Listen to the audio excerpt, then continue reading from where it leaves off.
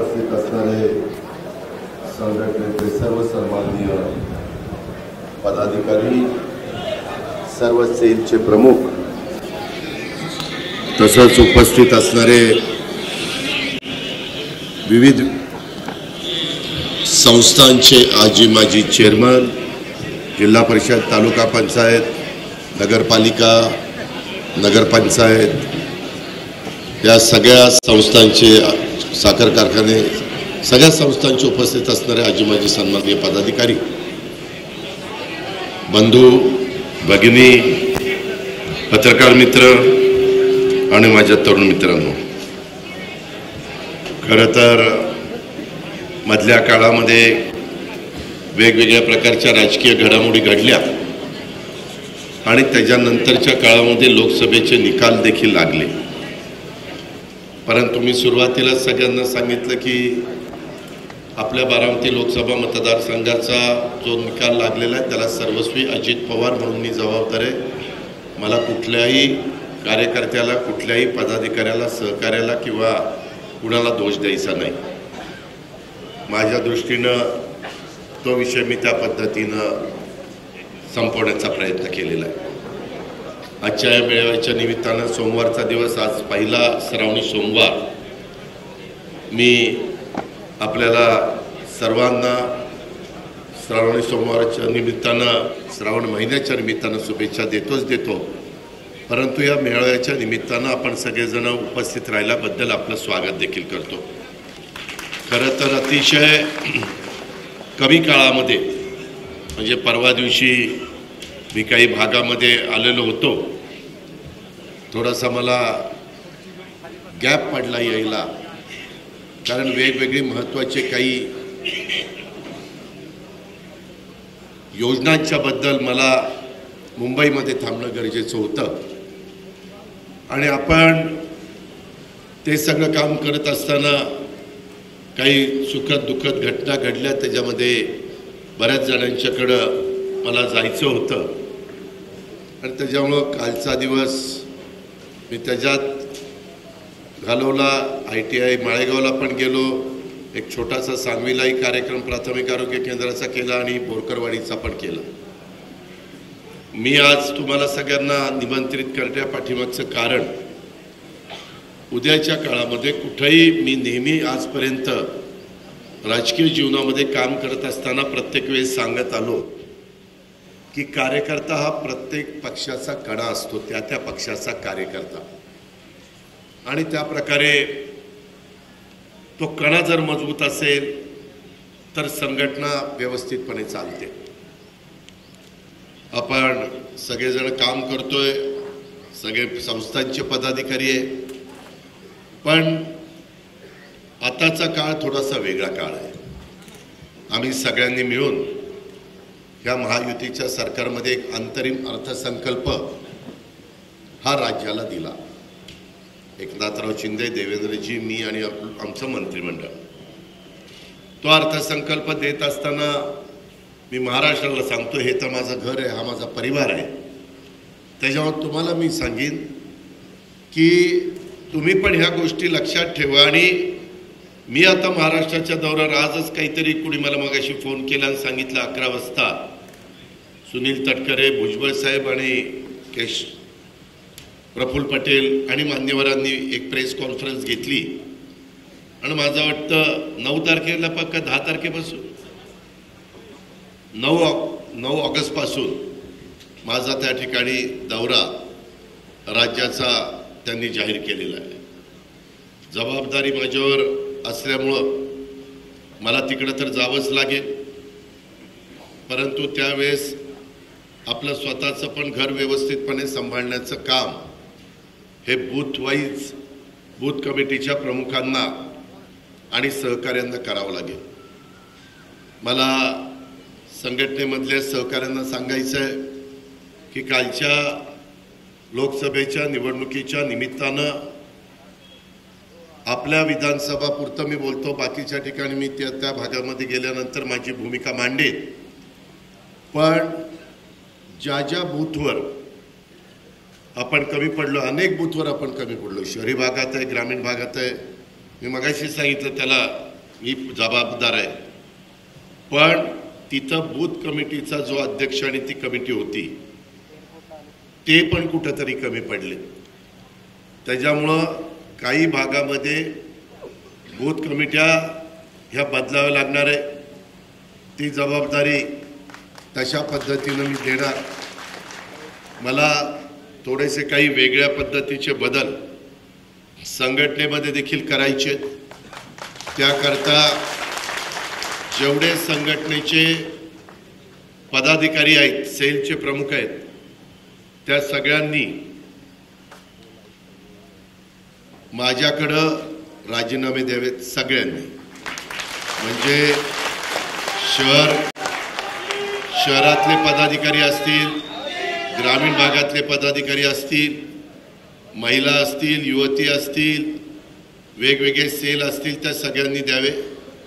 त्याच्यामध्ये नंतर कुणाकुणाला त्याच्यावर नेमायचं ते मी त्या ठिकाणी ठरवीन.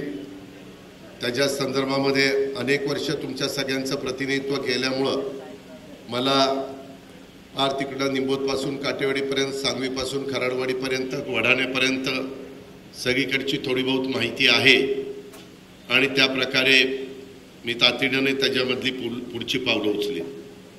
पण कमिटीच्या संदर्भात काय होतं, काही बाबतीमध्ये मी एक बघितलं, तिथल्या बूथ प्रमुखांनी आणि कार्यकर्त्यांनी व्यवस्थितपणे, काल मी बाबुर्डीला बोरकरवाडीची सभा झाल्यानंतर मला बाबुर्डीच्या लोकांनी थांबवलं आणि तिथं मी जरा बसलो होतो. ती सगळी लोक भेटली. ते म्हणले, दादा आम्ही आमचे सगळे बूथ चांगले चालवले. त्याच्यामध्ये काही त्या मतदारांचं म्हणणं होतं, परंतु आम्ही त्यांना कन्व्हिन्स केलं. काही भागामध्ये काय होतं, मतदारांनी त्यांची भूमिका मांडल्यानंतर काही लोकांनी बरं असं म्हणतो का, म्हणू दे, त्याच्यामध्ये उलट आणखीन तेल ओतायचं काम केलं. आला का तो बोलतोय ते लयच खरं आहे रे, तसंच काहीतरी केलं पाहिजे. अशा पद्धतीनं पण काहींनी उपद्व्याप केलेले आहेत. त्याकरता ज्यांना राहायचंय त्यांनी मनापासून राहा, बळजबरीनं कोणी राहू नका. त्या संदर्भामध्ये आपल्या स्टेजवर बसायचं, आपला कार्यकर्ता म्हणून मिरवायचं. आणि मला कितीतरी जणांनी सांगितलं, दादा तुमचा कार्यकर्ता, तुम्ही त्याला एवढं दिलं आणि तिथं मागं अशा पद्धतीनं बोलत होता. अशा बऱ्याचशा गोष्टी ह्या पाहायला मिळाल्या. सुदैवाने मी जरा अधिकारवाणीनं बोलतोय का, तर माझा काटेवाडी प्लसमध्ये गेलं, त्याच्यामुळं मला बोलण्याचा अधिकार आहे.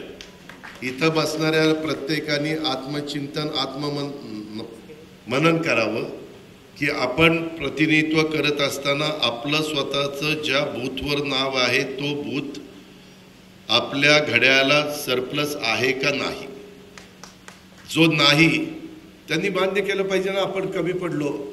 शेवटी काय कुणाची एकट्याची मक्तेदारी नसते. कमी पडल्यानंतर कमी पडलो तर थोडंसं थांबलं पाहिजे आणि इतरांना जबाबदारी देऊन तिथं पुढं नेलं पाहिजे, असं माझं स्वतःचं स्पष्ट मत आहे. आणि हे सगळं आपल्याला एक 8-10 दिवसाच्या आत करायचं आहे. 15 तारखेला आपलं झेंडावंदन आहे, 15 ऑगस्ट. तोपर्यंत जेवढं लवकरात लवकर करता येईल ते करण्याचा माझा निश्चितपणे प्रयत्न राहणार आहे. दुसऱ्या गोष्टी म्हणजे यावेळेसचा अर्थसंकल्प सादर करत असताना मित्रांनो, बंधू भगिनींनो, बांधवांनो, माझ्या खूप दिवस मनात होतं की माझ्या शेतकरी मित्राला, सहकार्याला, कारण मी पण शेतकरी आहे. आता इथं सुखदेव देवकर मला मगाशी भेटला, दिसला, ते काय हातवर करतोय, त्याचा माझा बांधच आहे. मलाही शेतामध्ये जायला आवडतं. आज पण मी सकाळी 6 वाजता माझ्या विहिरीचं काम चाललं ते पाहायला तिकडे गेलेलो होतो. करायचं तर काम नीटच करायचं, नाहीतर उगीच त्या नादी लागायचं नाही. अशा प्रकारचा माझा स्वतःचा स्वभाव आहे आणि तुम्ही अनेक वर्ष बघताय. सांगायचं तात्पर्य, ते शेतकऱ्याला बटन दाबल्यानंतर लाईटचं बिल भरण्याच्या करता किती त्रास होतो. त्याच्यामध्ये शेवटी वीज कनेक्शन तोडल्यानंतर नाईलाज असतो माझ्या शेतकऱ्याला, माझ्या बळीराजाला आकडे टाकायची वेळ यायची आणि त्याच्यातून कधी कधी नीटपणे वायर नसेल तर शॉक पण बसायचा. काही ट्रान्सफॉर्मर लोड झाला तर 65च्या ट्रान्सफॉर्मर 100चा लोड असेल आणि तिथं ट्रान्सफॉर्मर नाही बदलला तर तिथं फ्यूज पण उडतात. अशा अनेक प्रकारच्या घटना टेक्निकल तिथं घडतात. आणि त्याच्यामुळं बाबा हे बिलच माफ करायचं ठरवलं. ते पैसे राज्य सरकारने महावितरणला द्यायचं ठरवलं. तुमच्यामुळं मला 10 वर्ष हे ऊर्जा खातं सांभाळण्याची संधी मागं मिळालेली होती. तेव्हा मलाही थोडी बहुत त्याच्याबद्दलची माहिती होती. आणि त्याच्यातून मग आपण म्हणलं 3ची मोटार बहुतेक जण बसवतात, 5ची बसवतात, 7.5 म्हणजे आपला चांगला शेतकरी 7.5 पर्यंत मोटार त्या ठिकाणी बसवतो. त्याच्यावर पण मोटारी असतात, 10चे असतात, 15चे असतात, 20चे असतात, 25चे असतात. किती हेड आहे, किती पाणी आहे आणि किती क्षेत्र ओलिताखाली आणायचं अशा प्रकारचं उपसा सिंचन योजनेचं त्या मोटारीची कॅपॅसिटी असते. पण 7.5 पर्यंत मी ते सगळी माहिती घ्यायला सांगितलं तर त्यात 44 ते 45 लाख शेतकरी तुमच्या माझ्या महाराष्ट्रातले चांद्यापासून बांद्यापर्यंतचे यांचं बिल आम्ही भरायचं ठरवलं तर 14,000 कोटीचा भार राज्य सरकारला उचलायला लागत होता. मी माझ्या फायनान्सशी चर्चा केली आणि तो भार उचलण्याची आपली क्षमता होती, कारण आपण आर्थिक बाबतीमध्ये इतर राज्यांच्या तुलनेने बरे आहोत. त्याच्यामुळं एक आपल्या इथं आर्थिक शिस्त आहे आणि ती पहिल्यापासून अनेकांनी जी परंपरा पाडलेली आहे ती पुढे टिकवण्याचंही काम अनेकांच्या बाबतीमध्ये घडलेलं आहे. त्याकरता तो निर्णय घेतला आपल्या भावांच्या करता त्या वीज माफीचा. आम्ही लगेचच ते मुख्यमंत्र्यांना उपमुख्यमंत्र्यांना पण पटलं, मंत्रिमंडळाला पण पटलं, विधिमंडळामध्ये दोन्ही सभागृहात त्याला मान्यता मिळाली आणि आत्ताच 8 दिवसात या 5 वर्षाच्या करता वीज माफीचा GR हा काढलाय. काही जण विरोधक कदाचित असं सांगतील की 5 वर्षाचा GR काढलेला असला तरी 3 वर्षांनी आढावा घेतला जाणार आहे. मित्रांनो, जर उद्याच्याला एखादी चांगली योजना समाजाच्या भल्याकरता देण्याचा प्रयत्न आपण केला आणि त्याच्यातनं काही पुढं वेगळे निर्णय घ्यावे लागले तर हातात काहीतरी असावं म्हणून 3 वर्षाचं केलंय. पण 5 वर्षाचं आपल्याला ते पुढं चालवायचं आहे, ही गोष्ट आपण ध्यानात घ्या. ह्या वेळेच्या अर्थसंकल्पामध्ये चांगल्या योजना देत असताना मी ज्यावेळेस अर्थसंकल्प वाचत होतो त्यावेळेस मी समोर बघत होतो, कारण समोर सगळे विरोधी पक्षाचे एकेकाळी मी पण त्यांच्यावर काम करणारे सहकारी पण बसलेले होते. पण एक योजना वाचत असताना, मी जाहीर करत असताना त्यांनाही वाटलं नाही की बाबा अशा पद्धतीनं काहीतरी मी अंतरिम अर्थसंकल्प सादर करीन. आणि म्हणून ही योजना जाहीर केल्यानंतर अशा वेगवेगळ्या टप्प्यांनी काही पुढं मागं होतील माझ्याकडनं सांगताना तुम्हाला. पण तुम्ही अर्थसंकल्प पाहिलेला आहे, कारण TV मध्ये अनेक जण बघत होते, लाईव्ह होतं. त्याच्यानंतरच्या काळामध्ये माझ्या महिला भगिनी मोठ्या संख्येने इथं आहेत. माझ्या ग्रामीण भागामध्ये माझा संबंध आला. काटेवाडीमध्ये मी अनेक वर्ष घालवलेली आहेत. बारामतीमध्ये देखील राजकीय जीवनाला सुरुवात केल्यानंतर अनेक गावांच्यामध्ये अनेक कार्यकर्त्यांच्या घरी जाण्याचा, अनेक आपल्या महिला कार्यकर्त्यांच्या घरी जाण्याचा, मग त्याच्यामध्ये गजाकसताई असतील, शेळकेताई असतील, बऱ्याच मागच्या काळातल्या पण महिलांचा त्याच्यामध्ये उल्लेख मला करता येईल. आणि ह्या पद्धतीनं तिथं वेगवेगळ्या अडचणी महिलांच्याकडं पाहायला मिळायच्या. किंवा आमची मोलमजुरी करणारी महिला, आमची धुणंभांडी करणारी महिला, आमची त्या ठिकाणी कचरा गोळा करणारी महिला किंवा काचा गोळा करणारी महिला, आमची झाडूपोतना करणारी महिला, त्या महिलेचा नवरा ड्रायव्हर म्हणून काम करत असताना त्याला 20,000 रुपये पगार आहे, त्याच्यामुळे 2.5 लाखाच्या आतमध्ये त्या महिलेचं माझं उत्पन्न आहे. अशा अनेक प्रकारच्या महिला, काही जणांना पगार 12,000 15,000, मोलमजुरी करणाऱ्यांना तर किती पगार असतो तुम्हालाही माहिती आहे. आणि अशांना पण सन्मानाने काही करण्याचा अधिकार आहे. आणि म्हणून ज्यावेळेस आम्ही सगळा आढावा घेत होतो, सुदैवाने महिला बाल विकास खातं आपल्याच आदिती तटकरेकडे आहे, त्याच्यावर ती पण माहिती मी, मुख्यमंत्री देवेंद्रजी, आम्ही सगळेजण कलेक्ट करत होतो, त्याच्यामध्ये अभ्यास करत होतो. त्यावेळेस मला अर्थमंत्री म्हणून त्याला जास्तीचा वेळ द्यावा लागत होता. आणि हे सगळं करत असताना त्याच्यामुळं मला मध्ये थोडीशी गॅप पडली. तुम्ही असं मनात आणू नका की बाबा निकाल असा लागल्यामुळं दादा नाराज आहे का काय. शेवटी निवडणुकीमध्ये यश जय पराजय हा असतो. त्याच्यामध्ये माझ्यासारख्या कार्यकर्त्याला नेहमी वाटतं की यशाने हुरळून पण जायचं नाही आणि अपयशाने नाउमेद पण व्हायचं नाही. ह्या दृष्टिकोनातनं आपण पुढं जायचं ठरवलं. परंतु जाताना माझ्या बारामती विधानसभा मतदारसंघाकरता, माझ्या महाराष्ट्रातल्या 288 मतदारसंघाकरता महायुतीच्या वतीनं मी ज्यावेळेस अशा प्रकारचा निर्णय घेतला त्यावेळेस मी सगळ्या महाराष्ट्राला सांगत होतो की मला विकास साधायचा आहे, मला लोकांचं काहीतरी भलं करायचं आहे, महिलांचं काहीतरी मदत, मला मायमाऊलीला, माझ्या भगिनीला, माझ्या मुलीला मला त्याच्यामध्ये करायची आहे. कारण एकेकाळी एक युवा नेतृत्व म्हणून तुम्ही मला सगळ्यांनी साथ दिली 1991 साली. बघता बघता आज मी तुमच्या समोर उभा आहे. आज माझं वय 65 वर्ष झालेलं आहे. त्याच्यामुळं तसं बघितलं तर आता मी ज्येष्ठांमध्ये मोडतोय. तरी देखील आपण काम करत राहायचं, आपण त्याच्यामध्ये कुठं हलगर्जीपणा करायचा नाही, आपण त्याच्यामध्ये कुठं कमी पडायचं नाही. ह्याच उद्देशाने मी महिलांच्या करता, बऱ्याचशा घरातल्या महिला उत्पन्न कमी असल्यानंतर स्वतःच्या पोटाला चिमटा काढतात आणि आपल्या पतीला म्हणजे कारभाऱ्याला, आपल्या मुलांना, आपल्या मुलीला अधिकचं कसं मिळेल, तिचं शिक्षण त्याचं शिक्षण कसं चांगलं होईल, अशा पद्धतीनं थोडंसं काही गोष्ट तिला मनात घ्यावीशी वाटत असली तरी ती तिचं स्वतःचं मन मारते.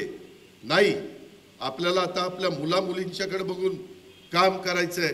आपल्याला जे दिवस पाहायला नाही मिळाले ते दिवस आपल्या मुला मुलींना दाखवायचे.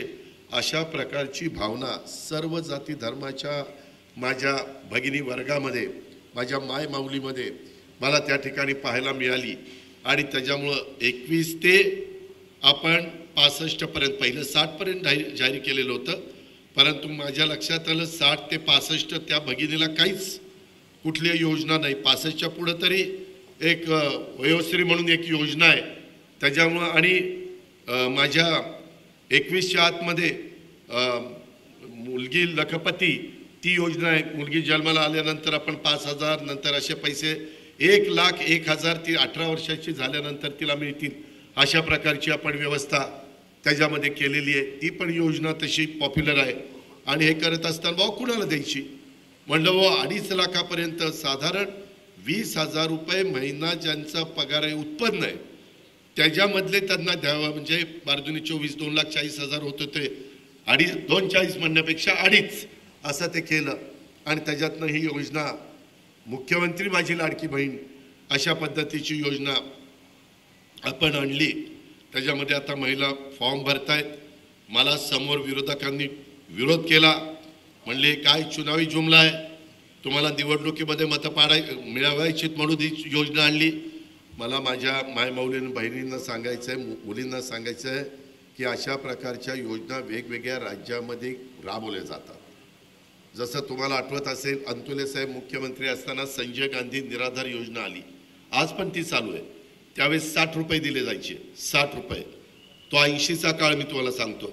आता ते 60चं वाढत वाढत वाढत वाढत मध्ये 600 होतं, 600 बरेच दिवस थांबलं, आता ते 1500 केलं. किमान त्यांना आपल्याला 50 रुपये रोज तरी देता आले पाहिजेत, ही त्याच्या पाठीमागची पार्श्वभूमी. आणि ते कसे निराधार असले पाहिजेत त्याचं ते नियम आहेत. त्या नियमामध्ये अनेक जण बसतात, परंतु त्याच्यात पण आम्हाला त्रास झाला. काहींनी ते पैसे तुमच्या डायरेक्ट DBTमध्ये म्हणजे तुमच्या अकाउंटला जात नव्हते. त्यावेळेस मध्येच काही जणांनी काय नावं बोगस टाकली, काय केलं, एवढे पैसे जायचे. शेवटी आम्ही आधार कार्डशी ते लिंकअप केलं. आता आधार कार्डमध्ये कुणी गडबड करू शकत नाही. माझंही आधार कार्ड शेवटपर्यंत तोच नंबर आणि ते आधार कार्ड राहणार.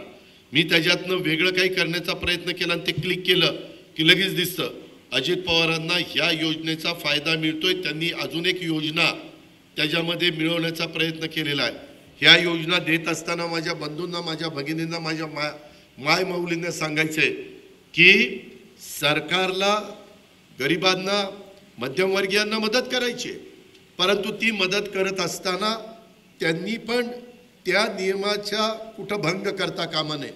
आता काही कोटी संपूर्ण अर्ज आमच्याकडे आले, परंतु छाननी करत असताना काही लाख अर्ज हे बाजूला पण गेलेले। आपल्याही बारामतीमध्ये तशाच पद्धतीनं झालेलं आहे। त्याकरता मी आता तर कुठं जाईल तिथं भगिनी भेटतात त्यावेळेस मी म्हणतो, भगिनींनो तुम्ही तो फॉर्म भरलाय का? त्याच्यामध्ये मध्ये फॉर्म भरत असताना असं सांगण्यात आलं की मराठी फॉर्म भरलाय, आता तो ग्राह्यच धरला जाणार नाही, तुमचा इंग्लिशमध्ये नाही। मध्ये काही दिवस तसं झालं, परंतु आम्ही नंतर त्याच्यात बदल केला, मराठी फॉर्म देखील स्वीकारला गेला पाहिजे ऑनलाईन, अशा पद्धतीनं आपण त्याच्यात व्यवस्था केली। मी आपल्याला सगळ्यांना सांगतो, कुठलीही योजना आणल्यानंतर काही ना काही त्रुटी राहतात। आम्ही सर्व गुणसंपन्न आहे असा दावा माझा अजिबात नाही, आणि त्याकरता ही योजना महायुतीनं आणलेली आहे। माझ्या बारामती तालुक्यामध्ये जे लाभार्थी असतील त्याच्या प्रत्येकापर्यंत पोहोचवण्याचं काम माझ्या राष्ट्रवादी काँग्रेस पक्षाच्या कार्यकर्त्यांनी, पदाधिकाऱ्यांनी, सहकाऱ्यांनी केलं पाहिजे। आजही तुमच्या माझ्या हातामध्ये अनेक दिवस आहेत, बघता बघता दिवस कसे जातील ते तुम्हालाही कळणार नाही, मलाही कळणार नाही, आणि त्याच्यामुळं व्यवस्थितपणे संपर्क। आणि हो, त्याच्यामध्ये जर यदा कदाचित कालच्या लोकसभेच्या निवडणुकीमध्ये तुम्हाला माहिती असेल की या बहिणीनं आपल्याला मत दिलं नाही तरी देखील तिला फॉर्म द्यायचा आहे, हे लक्षात ठेवा। हे काही पक्ष म्हणून आपण देत नाही, हे आपण सगळ्या भगिनी वर्गाच्या करता देतोय, मायमाऊलींच्या करता देतोय, मुलींच्या करता देतोय। तसं मनामध्ये वेगळी भावना आणू नका। आणि ते सगळं करत असताना विरोधक म्हणतायत की हे चुनावी जुमला आहे, 2 महिन्याकरता नाही। रक्षाबंधन आता येईल, मला वाटतं 19 तारखेला आहे, त्या रक्षाबंधनाच्या मागं पुढं जुलै आणि ऑगस्टचे पैसे तुमच्या अकाउंटला DBTमध्ये जाणार आहेत, जे लाभार्थी असतील त्यांना। मी मगाशी सांगायचं राहून गेलो, संजय गांधी निराधारमध्ये आम्ही ज्यावेळेस DBT सुरू केली त्यावेळेस काही लाख संख्या ही संजय गांधी निराधारची कमी झाली, कारण ती व्यक्ती वारली होती आणि त्यांचं नावच कोणी कमी केलं नाही, आणि पैसे चेकनी न जाता मला वाटतं कॅश त्या ठिकाणी जात होती, आणि अशा पद्धतीनं झालं। आत्ता पण मुलांच्या बद्दल शाळेच्या संदर्भामध्ये आम्ही ते आधार कार्डशी लिंकअप केलं। बारामतीकरांनो, तुम्हाला माहिती आहे किती विद्यार्थी जास्त आम्हाला दाखवण्यात येत होते? 5 लाख विद्यार्थी जास्त महाराष्ट्रामध्ये शिकतायत असं दाखवण्यात येत होतं। माझं म्हणणं एवढंच आहे की आपल्याला देता आलं पाहिजे, परंतु खऱ्या अर्थाने जो लाभार्थी आहे त्याला मिळालं पाहिजे। त्याच्यात वेगळ्या पद्धतीनं लिकेजेस, गळती ही राहता कामा नये, अशा प्रकारची माझ्यासारख्या कार्यकर्त्याची भावना आहे। आणि म्हणून ही योजना आम्ही मायमाऊलींच्या करता आणलेली आहे। पुढं पण तशाच पद्धतीनं ती रक्कम देईल, ती रक्कम तुमच्या करता आहे, तुम्ही त्याचा कसा वापर करायचा आहे। मला तुम्हालाही सगळ्यांना सांगायचं आहे, आज महाराष्ट्रामध्ये आम्ही 2.5 कोटी महिला धरल्यात। आता त्याचा जुना आर्थिक वर्ष हे एप्रिल, मे, जूनचं संपलंय, राहिले 9 महिने। 9 महिने राहिलेले असल्यामुळं त्याच्यामध्ये मी हिशोब काढला, 46,000 कोटी जर वर्षाला, तर 9 महिन्याला किती, ते साधारण 35,000 कोटी आले। पहिले 10,000 कोटीची तरतूद, कालच्या पुरवणी मागण्यात 25,000 कोटीची तरतूद, 35,000 कोटीची तरतूद केलेली आहे। काहींनी माझ्यावर आरोप केला, अहो त्याच्यामध्ये तुमच्याकडे पैसे आहे का? आपल्या राज्याचं स्थूल उत्पन्न आज जवळपास 42 ते 43 लाख कोटी आहे, आणि त्या प्रमाणात आपल्याला केंद्र सरकार सांगतं की तुम्ही इतकं कर्ज काढू शकता, इतकं काही करू शकता। त्या नियमाच्या चाकोरीतच हे सगळं काम केलेलं आहे।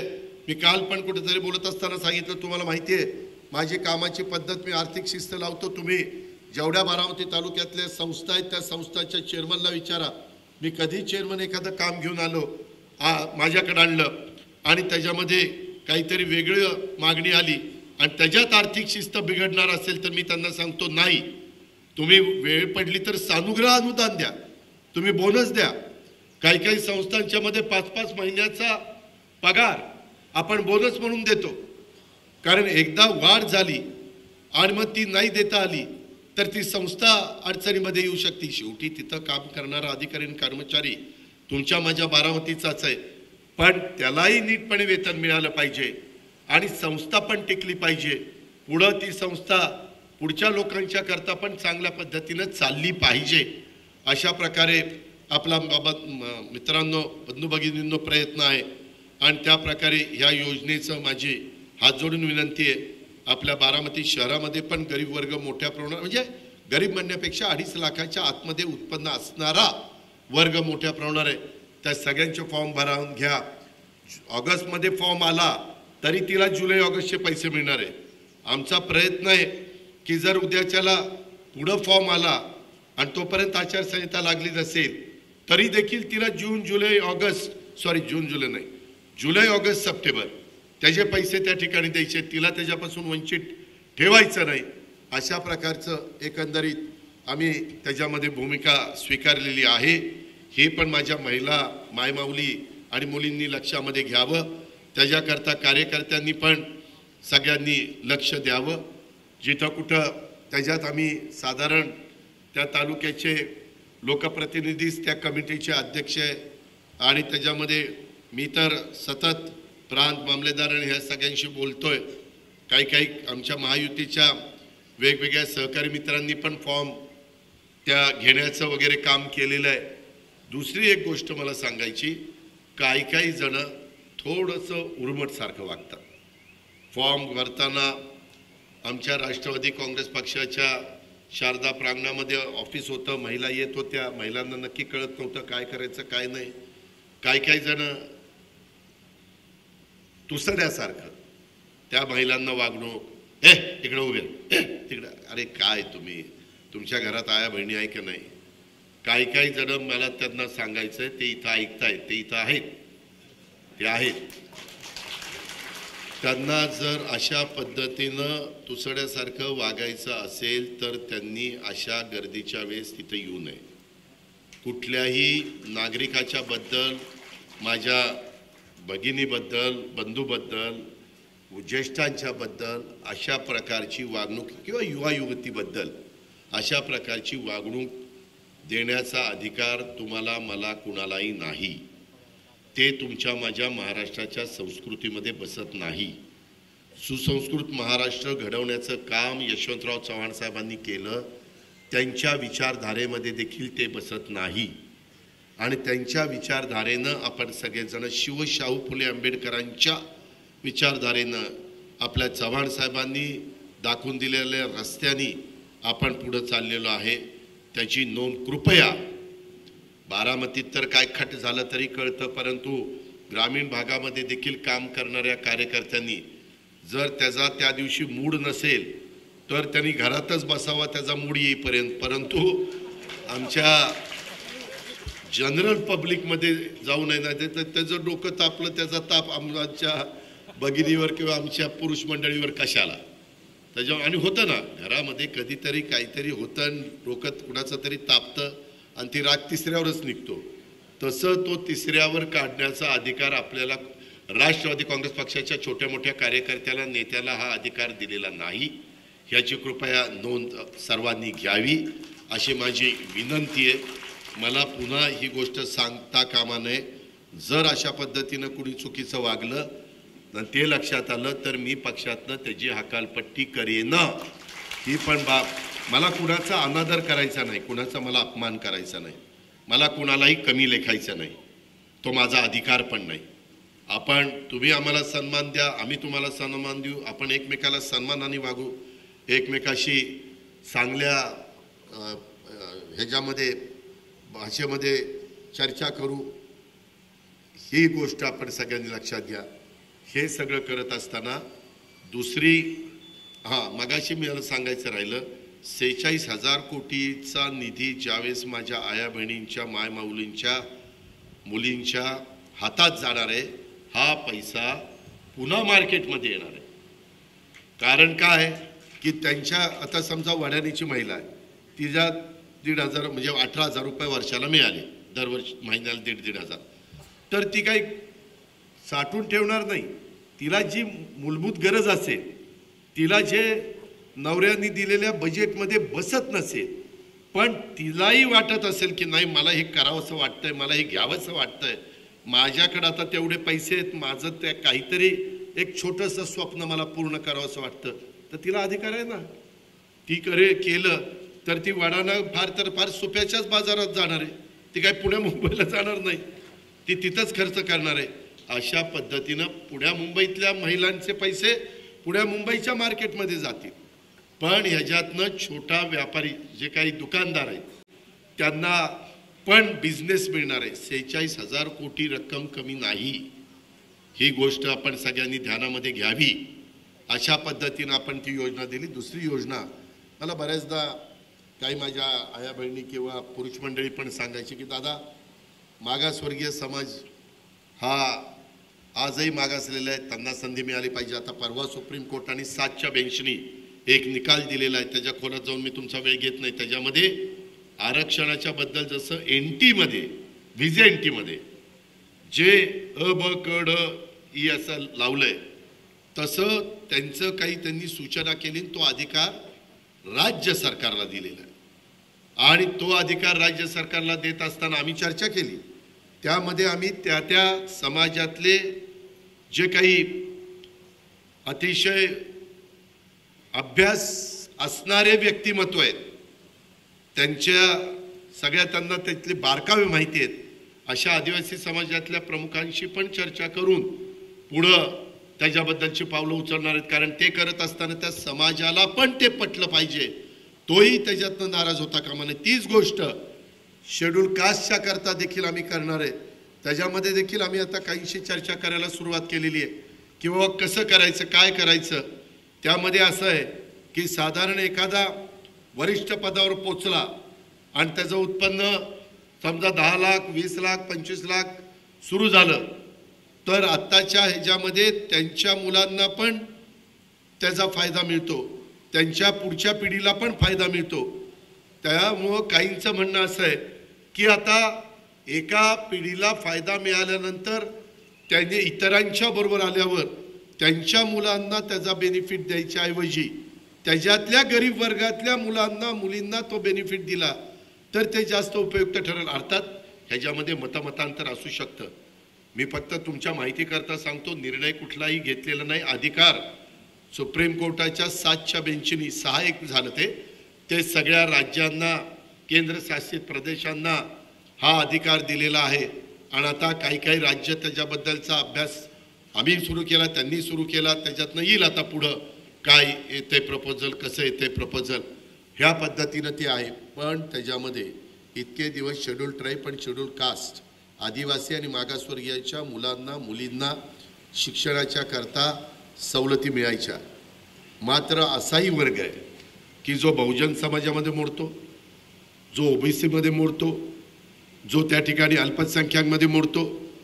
त्यांच्याही घरात आई वडील गरीब आहेत, त्याच्यामुळे मुलीला चांगला doctor, engineer, CA, IAS, IPS, काय MPSC जे काही व्हायचं आहे ते होण्याच्या करता आईवडिलांच्याकडे पैसे नाही आहेत. म्हणून मध्ये आम्ही काय केलं की अशांच्या करता 8 लाखाची उत्पन्नाची अट लावली आणि 8 लाखाच्या आतमध्ये ज्यांचं उत्पन्न आहे त्यांना 50% सवलत सुरू केली. ती सवलत सुरू केल्यानंतर काही उदाहरणं अशी आली की राहिलेले 50% देखील भरायला आईवडिलाकडे पैसे नाही. करायचं काय? बरा दिला तर मला वाटतं 40 का किती लाख, किती लाख देतो आपण कर्ज, किती देतो शिक्षणाकरता? 40 लाख. 40 लाखापर्यंत कर्ज देतात कमी व्याजाने. मला वाटतं 6% आपण व्याज लावतो त्याला.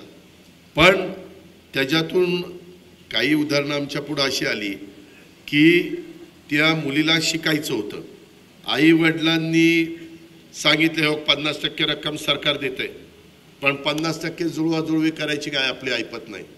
आणि त्याच्यावर थोडंसं ताणतणाव घरात झाला. ताणतणाव घरात झाल्यानंतर त्या मुलीला असं वाटलं की आपण मुलगी म्हणून जन्माला आलो आणि म्हणून आपल्याला पुढचे पैसे मिळत नाही, शिकता येत नाही, तिनं केली आत्महत्या. अशा केसेस महाराष्ट्रात व्हायला लागल्या.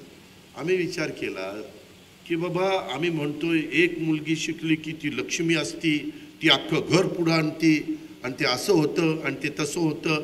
आणि तिला बाकीचे अर्धा पैसे 50% रक्कम नाही मिळाली तर ती आत्महत्या करते. आम्ही आदिवासी आणि मागासवर्गीयांच्या मुलींना मात्र देतो. आम्ही म्हणलं चला ह्याला किती लागत आहेत, 50%ला खर्च 2,500 कोटी येत होता. म्हणलं अजून 2,500 कोटी, 5,000 कोटीची जबाबदारी आपण स्वीकारली. आता त्या आईवडिलांचं उत्पन्न 8 लाखाच्या आत असेल आणि त्या मुलीला चांगलं स्वतःचं करिअर करायचं असेल तर ती करू शकते. त्याकरता शासन तिच्या पाठीशी उभं राहिलंय. ही एक तिसरी योजना आपण आपल्या मुलींच्या करता विशेषतः ही आणलेली आहे. मध्ये हे सगळे आमचे विरोधक अरे काय हे नावं ठेवायला लागले. नंतर म्हणले काय बहिणींनाच देतात, भावांना काय, भावांना तर काहीच नाही. आता लाईट बिल माफी भावांना नाही आहे, ही भाऊ नाही कोण आहेत. त्याच्यामुळं काहीतरी काढायचं आणि कंड्या पिकवायच्या. मित्रांनो, मी आपल्याला बंधू भगिनींनी सांगतो की त्याच्यातून युवा युवतींच्या करता देखील चांगल्या प्रकारची योजना. मी कालच आम्ही काही जण होतो ITIला माळेगावच्या, त्या ITIमध्ये भारत फोर्ज कंपनीनं बाबासाहेब कल्याणी, अमित कल्याणी यांनी CSRमधनं काही निधी दिलेला आहे आणि त्याच्यातनं तिथल्या मुलांना मुलींना आपण प्रशिक्षित करतोय. त्याच्यात डायरेक्ट त्यांना मशीनवर न पाठवता कॉम्प्युटरवरच ते सगळं ट्रेनिंग देण्याचं काम. आणि काल मला एका मुलांनी, आपल्या सोमेश्वर नगरचाच मुलगा होता तिथं, त्यांनी मला फार चांगलं ते दाखवलं करून. आम्ही 15-20 जण होतो आणि त्याच्यातून ते सगळं बघितल्यानंतर त्याचा इतका कॉन्फिडन्स वाढला. अशा पद्धतीनं आपल्या मुलींच्या मध्ये निश्चितपणे त्यांना संधी दिल्यानंतर दिलेल्या संधीचं सोनं करण्याचा त्यांच्यामध्ये हातोटी आहे. आणि त्याकरता आम्ही आता 12वी झालेला, डिप्लोमा घेतलेला, डिग्री घेतलेला स्टायपंड म्हणून 6,000, 8,000, 10,000 रुपये देणार आहे. त्यांनी 6 महिन्याचं तर वर्षापर्यंत ते करावं. तो पगार राज्य सरकारच्याकडनं सॅलरी मानधन, पगार नका म्हणू, मानधन मिळेल. त्याच्यातनं त्याला अनुभव येईल. आज आपण विचारतो काय झालं 12वी, अरे 12वी झालं तुला तर काहीच येत नाही, 12वीला काय करायचं, काही नोकरी नाही. त्यापेक्षा त्यांनी काही त्याच्यातलं ज्ञान संपादन केलं. त्या स्टायपंडमधनं कुठल्या कारखान्यामध्ये ते 10 लाख विद्यार्थ्यांची दरवर्षी 10 लाख आम्ही करणार आहे आणि त्याला 10,000 कोटी रुपयाचं आम्ही बजेट केलेलं आहे. त्याच्यामध्ये 6, 8, 10 आहे. 10 प्रत्येकाला दिले तर 10,000 कोटी रुपये लागणार आहेत. पण माझा अंदाज आहे त्याला साधारण 7,500 ते 8,000 कोटी रुपये सगळे मिळून ॲव्हरेज लागतील. आणि त्याच्यातून दरवर्षी 10 लाख मुलं मुली बाहेर पडली तर त्यांना तो अनुभव आल्यावर ते स्वतःचं तरी युनिट काढतील किंवा ते कुठल्या कारखान्यामध्ये गेले आणि त्यांना विचारलं काय अनुभव आहे तर त्याला गव्हर्नमेंट सर्टिफिकेट देणार. जो अनुभव त्याने त्या स्टायपंड घेऊन घेतलेला आहे तो, त्या पद्धतीनं त्याला तिथं नोकरी लागेल. आम्ही ह्यावेळेस आमच्यावर आरोप झाले की एक इथले राज्यातले कारखाने बाहेर पाठवतात. बारामतीकरांनो लक्षात ठेवा, आम्ही सगळ्यांनी प्रयत्न केला. गेल्या आठवड्यामध्ये मुख्यमंत्री, दोन्ही उपमुख्यमंत्री, उद्योगमंत्री अशा पद्धतीची एक MOU झाला. त्याच्यामध्ये हे आपल्याकडं Innova, Fortuner, Lexus, land cruiser ह्या गाड्या दिसत आहेत ना, टोयोटा कंपनी अतिशय जगप्रसिद्ध कंपनी आहे. ती कंपनी आहे बेंगलोरमध्ये. मागच्या वेळेस तो कारखाना बेंगलोरला गेला. किर्लोस्कर, टोयोटा किर्लोस्कर अशी ती कंपनी आहे. आणि त्यामध्ये आम्ही जपानच्या प्रमुखांना बोलवलं त्या कंपनीच्या. त्याचबरोबर आमच्या किर्लोस्कर, मी आता त्यांचं नाव विसरलो, त्या लेडींना बोलवलं. त्यांचे मिस्टरमध्ये वारले, आता त्यांच्यावरती जबाबदारी आहे. आणि टाटा म्हणून एक लेडी त्या व्हाईस चेअरमन आहेत, त्यांना बोलवलं. त्या सगळ्या टीमला बोलवलं. त्यांना संभाजीनगर, छत्रपती संभाजीनगरला जागा उपलब्ध करून दिली. आता टोयोटा किर्लोस्कर गाडी तयार करण्याचा कारखाना वर्षभरामध्ये छत्रपती संभाजीनगरला उघडला जाणार आहे. काही 1000 कोटीचा कारखाना आहे. एवढ्यावर आम्ही थांबलो नाही. JSW तुम्हाला माहिती असेल, जिंदाल, त्या जिंदालचा सज्जन जिंदाल प्रमुख आहेत. हे काही कारखाने, मी त्या राज्यांची नावं घेत नाही, ते बाहेर जाणार होते आम्ही प्रयत्न केला, आम्ही वरच्यांची मदत घेतली आणि तो कारखाना महाराष्ट्रात कसा येईल ते पाहिलं. तसंच सज्जन जिंदलचे 2 कारखाने होते 40-40 हजार कोटीचे, तेही दोन्ही कारखाने आपल्या महाराष्ट्रामध्ये येतात. एक आम्ही मराठवाड्यात, एक विदर्भात, कुठेही असू द्या महाराष्ट्रात येत आहेत. महाराष्ट्राच्या मुलांना मुलींना त्याच्यातनं रोजगार मिळतोय. अशा पद्धतीनं मोठ्या प्रमाणावर आता वाढवण बंदर व पोर्ट, वाढवण बंदर इतकी पोर्टची जागा उत्तम आहे. आपल्या इथं 720 किलोमीटरचा समुद्र किनारा आहे, त्याच्यामध्ये सगळ्यात बेस्ट जागा ही JNPTपेक्षा ती वाढवण बंदराची आहे. आणि त्याला मधल्या काळामध्ये केंद्रात सरकार आल्या पाऊण लाख कोटी रुपयाचं बंदर आपल्या महाराष्ट्राला मंजूर केलं, पाऊण लाख कोटी. आणि त्याच्यामध्ये आम्ही अंदाज घेतला 12 लाख मुलांना मुलींना त्याच्यातनं रोजगार मिळणार आहे. 12 लाख. थोडासा वाढवण डहाणूमध्ये आहे, त्यांचा विरोध आहे, त्यांनी आंदोलन सुरू केलं. पण आम्ही काही करू, त्यांना जास्तीचा मोबदला देऊ, काय त्यांना पाहिजे ते देऊ, आणि ते बंदर मात्र झालं पाहिजे आणि पैसे मात्र केंद्राने त्याच्यामध्ये मंजूर केलेले आहेत. अशा खूप योजना युवक युवतींच्या करता आपण आणलेल्या आहेत, आपण आणतोय. आणि त्यांना पण त्यांचेही फॉर्म भरायला सुरुवात ही आम्ही त्या ठिकाणी केलेली आहे. कौशल्य विकास कार्यक्रमातनं देखील आमचा प्रयत्न आहे. ते आर्ट्स सायन्स कॉमर्स होऊन काही होत नाही, म्हणजे सगळ्यांना सगळं काही नोकऱ्या मिळत नाही. त्याच्याकरता असं प्रशिक्षण द्यायचं, असं शिक्षण द्यायचं की ते शिक्षण घेतल्यानंतर त्या मुलीला किंवा त्या मुलाला नोकरी नाही मिळाली तर स्वतःच्या पायावर उभं राहता आलं पाहिजे, अशा पद्धतीचं. आणि मग ह्यांना सगळ्यांना सारथीच्या माध्यमातनं, त्याच्यामध्ये महाज्योतीच्या माध्यमातनं, आरटी बार्टी, आदिवासीच्या बद्दल पण एक आम्ही संस्था काढलेली आहे. ह्या सगळ्या समाजाला सगळ्या बाबतीत, आता एक मुस्लिम समाजाच्या करता देखील माझ्या माहितीप्रमाणे मार्टी आम्ही आणायचा प्रयत्न करतोय. या प्रकारे समाजातल्या सगळ्या घटकाला, आणि हे कुठल्या एका समाज डोळ्यासमोर घेतलेला निर्णय नाही. वीज माफीचा निर्णय सगळ्या शेतकऱ्याला, सगळे जाती धर्माचे लोक त्याच्यात आले. 2.5 लाखाच्या आतलं माझी लाडकी बहीण मुख्यमंत्री ही योजना सगळ्यांच्या करताय. त्याच्यामध्ये आता मुलींचं सांगितलं, ती आता सगळ्यांच्या करताय शिक्षणाची. त्याच्या संदर्भामध्ये महिला बचत गटाच्या करता देखील आम्ही चांगला निर्णय घेतला. पूर्वी आम्ही 15,000 रुपये द्यायचो, आता 30,000 रुपयाचे केलेले. आम्ही कोतवाल असेल, पोलीस पाटील असेल, अंगणवाडीमध्ये काम करणारे महिला असेल, आशा वर्कर असेल, ह्या सांगतो साहेब, सांगतोय. त्या संदर्भामध्ये जाधवजी तेही सांगणार आहे. त्यामध्ये मला तुम्हाला सगळ्यांना सांगायचं आहे की ह्या सगळ्या गोष्टी करत असताना तिथं पण आपण चांगले निर्णय घेतलेले आहेत. त्याच्यामध्ये वारीला दिंड्या निघतात त्यांना पण आम्ही एक मदत करण्याच्या करताची भूमिका घेतलेली आहे.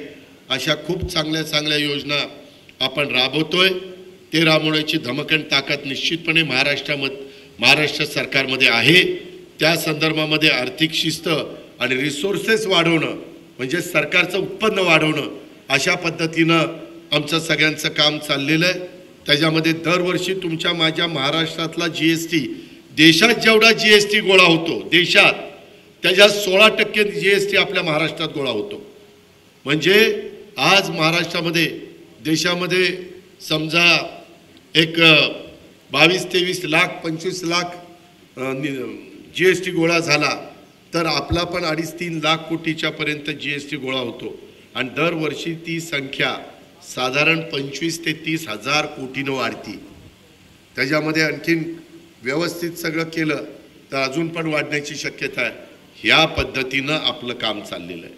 आणि त्याच्यातून ह्या सगळ्या योजना आपण समाजाच्या करता, गरीब वर्गाच्या करता, मग 3 कोटी घरकुलं वगैरे त्या तर वेगळ्याच योजना केंद्र सरकारने दिलेल्या.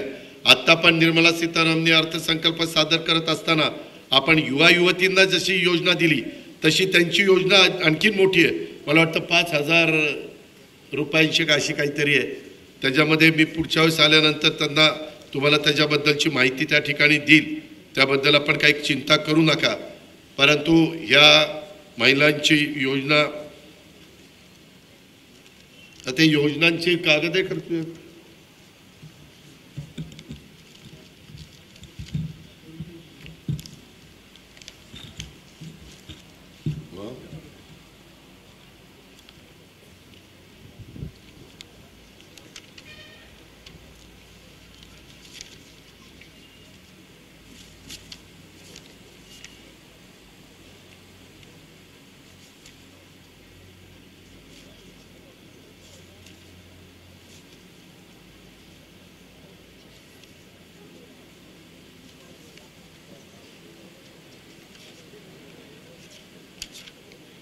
हा, माता भगिनींच्या कल्याणासाठी कटिबद्ध हे सरकार आहे.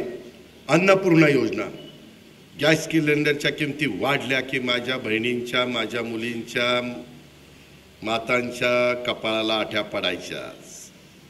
त्याच्यामुळं आता तुम्हाला ज्या 3 सिलेंडर वर्षाला तुमच्या अकाउंटला पैसे जाणार आहेत, त्याच्यामुळं ते पैसे तुम्हाला 3 सिलेंडरला वापरता येणार आहेत. ती आमची मुख्यमंत्री अन्नपूर्णा योजना आहे.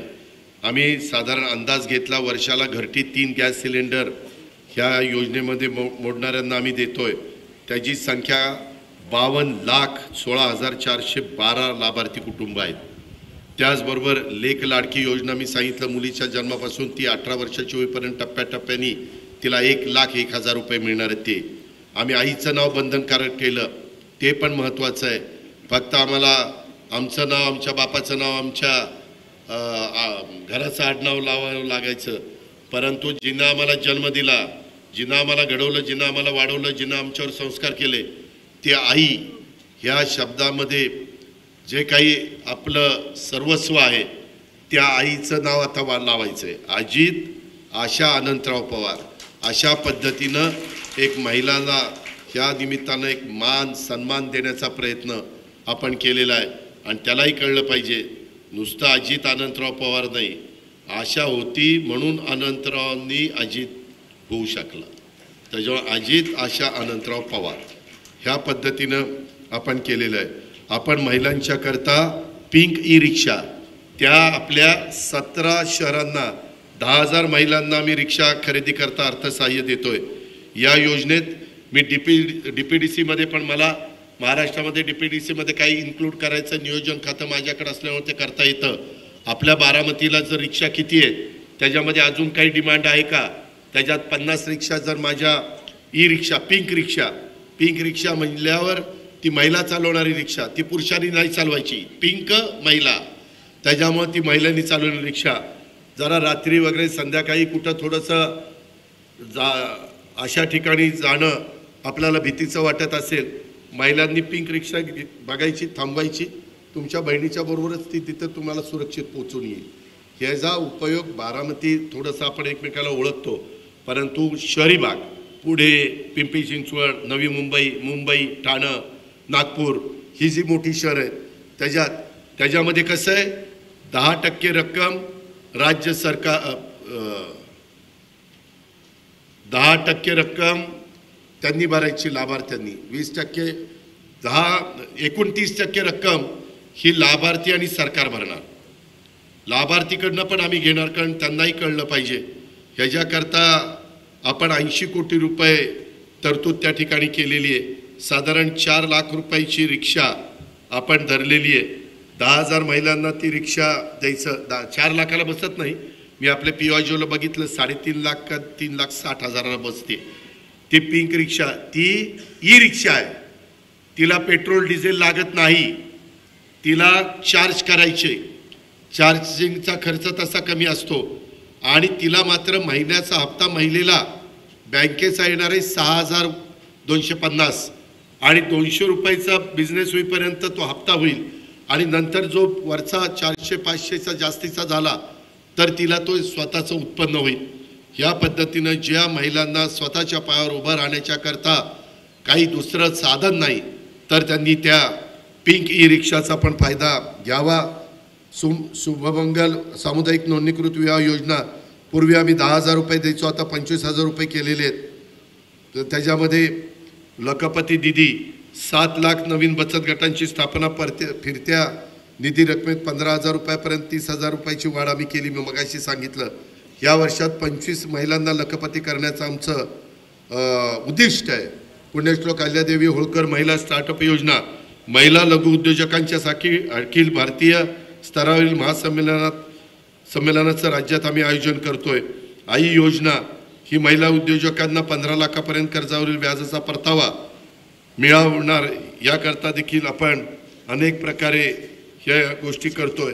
मलाही सांगायचं की अशा प्रकारच्या योजना युवक युवतींना आणल्या, आमच्या बांधवांना आणल्या, आमच्या भगिनींना, मातांना, माऊलींना, मुलींना आणल्यात आणि त्याचा व्यवस्थितपणे आपण समाजाच्या बळकटीकरणाकरता, त्यांची आर्थिक क्षमता वाढवण्याच्या करता, त्यांना सक्षम करण्याच्या करता, त्यांना संघर्षमय जीवन जगायला लागू नये ह्याकरता आम्ही हा सगळा प्रयत्न केलेला आहे.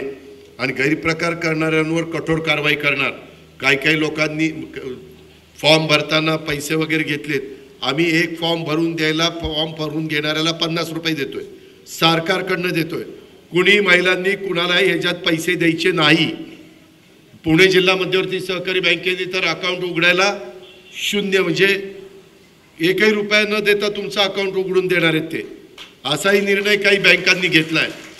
जेवढं त्याच्यामध्ये तुम्हाला मदत करता येईल ह्या पद्धतीनं मदत करायचं. कुणी म्हणेल त्या फॉर्मची 100 रुपये किंमत आहे, नाही, ते सगळं आपण सरकारच्या तर्फे केलेलं आहे. आणि आता तुमच्या अंगणवाडीमध्ये काम करणाऱ्या देखील फॉर्म भरतात, त्यांना आम्ही 50 रुपये देतोय. त्याकरता त्यांनाही कुठं कामात काम करून घेत नाही. त्यांनी अधिकचं काम केलं तर त्यांना अधिकचा मोबदला हा आपण त्या बाबतीमध्ये देतोय. अशा पद्धतीनं या बंधू भगिनीने योजना आणल्यात. आता या योजना त्यांच्यापर्यंत पोहोचवण्याचं काम सगळ्या पदाधिकाऱ्यांना, कार्यकर्त्यांना जरा वेळ काढून करावं लागणार आहे. त्याच्यामध्ये ते केलं तर त्याचा फायदा, ते केलं नव्हतं ते म्हणून मी मगाशी सांगितलं. कारण ते सारथी बाकीच्या पण आहेत, मग त्यांना इतकं दिलं तर त्यांना किती असं ते होईल, म्हणून मी त्या ठिकाणी. बारामती सहकारी बँकेने सुद्धा अण्णासाहेब पाटील महामंडळाची कर्ज प्रकरण करण्याच्या करता पुढाकार घेतलेला आहे. जवळपास त्यांनी 100 कोटीची कर्ज दिलेली आहे 100 युवक युवतींच्या करता. इतर मागासवर्गीय महामंडळ कर्ज वाटप पण तिथं चालू आहे. मौलाना अब्दुल कलाम महामंडळामार्फत पण कर्ज वाटप चालू आहे. अमृत योजनेत पण चालू आहे. थोडक्यात साधारण आम्ही काय करतोय, त्याच्यात मुलींना शिस्त लावण्याकरता तुम्ही लोन काढा, त्या लोनची लिमिट दिलेली आहे, तुम्ही 5 वर्षात परतफेड करायची, मुद्दल राज्य सरकार भरणार. म्हणजे तुम्हाला जसं आपण पीक कर्ज शेतकऱ्याला 0% व्याजाने देतो वेळेत परतफेड केली तर, वेळेत नाही केली तर 12% व्याज, तसं तरुणींनी कर्ज काढलं, वेळेत हप्ता भरला तर व्याज राज्य सरकार भरेल. मग लोक बऱ्याचदा व्याज भरूनच त्यांच्या मेटाकुटीला येते, बिचारा वैतागून जातोय. आता व्याज आम्ही भरणार आहे, पण हप्ता मात्र त्या महिन्याचा गेला पाहिजे. आम्हाला अनुभव असा आलाय की त्याचं व्याज सरकार भरत असल्यामुळं तो हप्ता पण वेळेत भरतोय. हप्ते थकत नाहीत ना. 100% हप्ता भरताय, 100%. आपण शिस्त लावल्यावर त्यांनाही शिस्त लागते. फुकट दिल्यावर काय म्हणतात, कोणाचं काय असं ना, बुडलं तर बुडलं, तसं नाहीये. आपल्याला समाजाला पण शिस्त लावायची, पण गरिबाला पण ह्याच्यातनं वर काढायचं आहे. ह्याच्यातून आपल्याला माझ्या मायमाऊलीला पण मदत करायची आणि विकास पण आपला करायचा. यावेळेस पण निवडणुकीच्या निमित्तानं विकासाचं एवढंच बोला, बाकीचं काही बोलत बसू नका. दुसऱ्यांनी काही टीका केली तरी ऐकून घ्या, ह्या कानाचं ऐका, त्या कानाचं सोडा. काही उत्साहाच्या भरात काही करतात. मी जेवढं कंट्रोल करायचा प्रयत्न करतो ते दिलं सोडून, काहींनी तर एवढं मला त्याच्यामध्ये ट्रोल करण्यात आलं, माझी बदनामी महाराष्ट्रात झाली. उत्साहाच्या भरात काहींनी उत्साही आहेत, काम करतात, परंतु काय मनात आलं ते मडकीच फोडायला लागलं.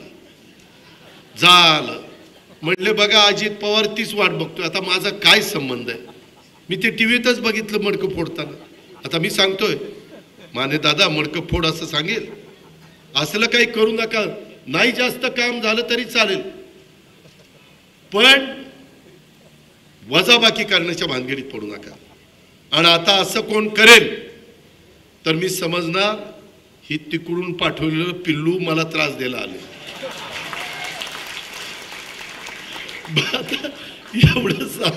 एवढं सांगतो राव, तरी तर जर ती चुकाच करत असेल तर मग ठरूनच आलंय. सुपारीच घेऊन आलंय माझ्याकडे ती सुपारी. असं करू नका.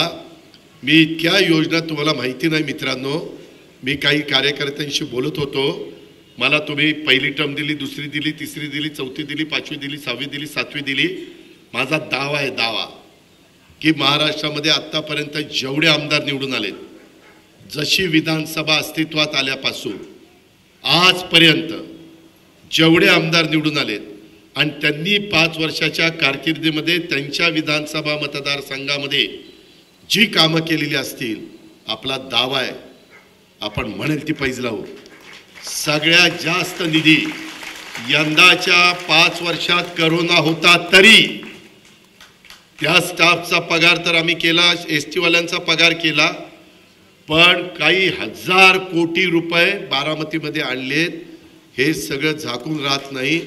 पण झालंय काय, एवढा पैसा आणलाय, कुणाला न सांगता रस्ते होत आहेत, एकदम टार रोड होत आहेत. भिगवण बारामती झाला, कॉन्क्रीटचा रोड झाला. माझा बारामती, मोरगाव, जेजुरी एकदम टार रोड झाला. कितीतरी 4 लेन झाला. त्याच्यामध्ये आता इंदा बारामती नीरा हा टप्प्याटप्प्याने 4 लेनचं काम चाललेलं आहे. त्याच्यामध्ये पालखी मार्ग पाटसपासून बारामतीपर्यंत आला, पुढं पण गेलाय.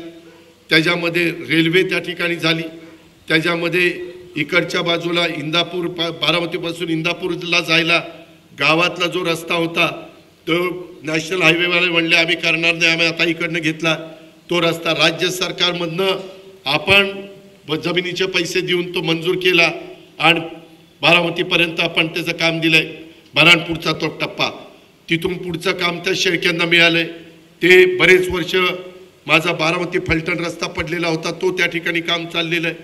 वेगवेगळ्या पद्धतीनं आता बारामतीतनं जी रेल्वे गेली ती रेल्वेच्या रुळाच्या पलीकडं आणि रुळाच्या अलीकडं एकच फ्लायओव्हर केला आहे.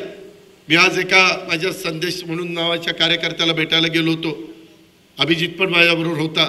तो म्हणला की दादा आता ती फ्लायओव्हर झाल्यावर काही लाखांनी तिथला गुंठ्याचा भाव वाढला, काही लाखांनी वाढला. आणि आत्ता सबवे 4 ठिकाणी रेल्वेला त्या ठिकाणी देतोय, 4 ठिकाणी. म्हणजे आता फक्त तुम्हाला एकाच पुलावरून जावं लागतं. छाजेड्यांच्या दुकानापासून आपण पलीकडे जातो, सातवांच्या त्या इथं चौकामध्ये, तर किंवा TC कॉलेजच्या इंग्लिश मिडियमच्या चौकामध्ये, तर तसे 4 ठिकाणी आपण सर्वे करतोय. एक पंचायत समितीच्या समोरनं पण करतोय. सगळ्याला मंजुऱ्या दिलेल्या आहेत. कामं त्या ठिकाणी चालू होती. कामं दर्जेदार व्हावी. मला आया बहिणींना तुम्हाला सगळ्यांना सांगायचं आहे, माझ्या कार्यकर्त्यांनी तरी आपण ज्याचं बटन दाबलंय त्यानं काय दिवा लावला, एकदा वेळ काढा आणि फॉरेस्टमध्ये जावा. इथल्या हे रणजितचं घर आहे ना, त्याच्या पलीकडंच कनेरीचं फॉरेस्ट आहे. साधारण 125 एकर, 125 एकरामध्ये 2 तलाव तिथं केले, बोटिंग केलं आहे, 600 खेळ केलेले आहेत, चांगली झाडं लावलेली आहे. मी परवा 6ला गेलो होतो, सचिन माझ्याबरोबर होता. मोर, जिवंत मोर झाडांवर बसलेले असे दिसत होते. आपण बारामतीच्या परिसरात का कुठे समजत नाही. अशा पद्धतीनं आपण त्यामध्ये तिथं म्हणजे निसर्ग सौंदर्य पण जपलं पाहिजे ना. बोटिंग तिथं, ॲम्फी थिएटर केलेलं आहे तिथं. एक असा पूल, झुलता पूल सारखं आहे, त्याच्यावरनं पण कसं जाताना एक गंमत वाटते. त्याच्यावर पण जावा, पण ह्याला चार्ज लागणार आहे. सध्या चार्ज नाही, तोपर्यंत ट्रायल BK घेऊन या. चार्ज लागल्यावर तर चार्ज ते कुणाला. आणि खूप चांगलं काही वेगवेगळे प्राणी हे पण ठेवलेले आहेत, ते कृत्रिम म्हणजे प्राणी आहेत पण छान दिसतात. आणि अशा पद्धतीनं तिथं कामं चाललेली आहेत. तिथं मधी 1 कोटी रुपये आम्हाला झाडं लावायला फिएट कंपनीने दिली. किती? 1 कोटी. कोण दमडा देत नाही कुणाला. 1 कोटी कशाला म्हणतात.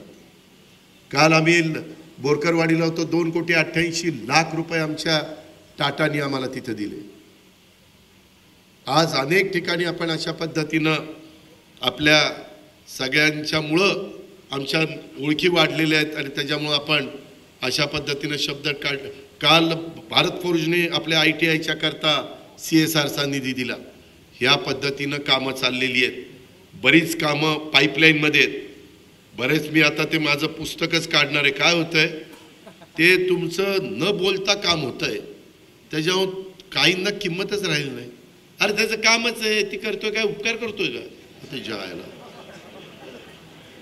उपकार करतोय का, आणि त्याच्या हातात अर्थ खातंयस, त्याला काय होतंय द्यायला. अरे पण ह्याच्या आधी कुणी दिलं म्हणजे दुसऱ्या तालुक्यातल्या देखील लोकांना देता आलं का, काय झालंय का. आज मी ते पुस्तक या ऑगस्ट महिन्यातच देणार आहे, ते जरा बघा. आणि ज्या योजना वेगवेगळ्या आहेत, किती जण बस स्थानक आपलं बघायला गेले, हातवर करा रे. तेव्हा का निम्मे पण हातवर नाही. महिला तर लईच कमी आहेत. जरा जावा, कसं आहे काय, काही चूक असली तर दाखवा. अरे एवढं केले पण इथं जरा ही चूक राहिली, आम्ही दुरुस्त करू. त्या अर्ध तिकीट केले तरी जाईना, ती मोफतची वाट बघतायच.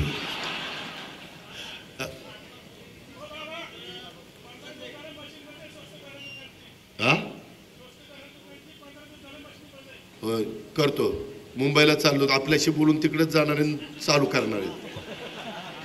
त्याच्याकरता तर बटन दाबले माझं.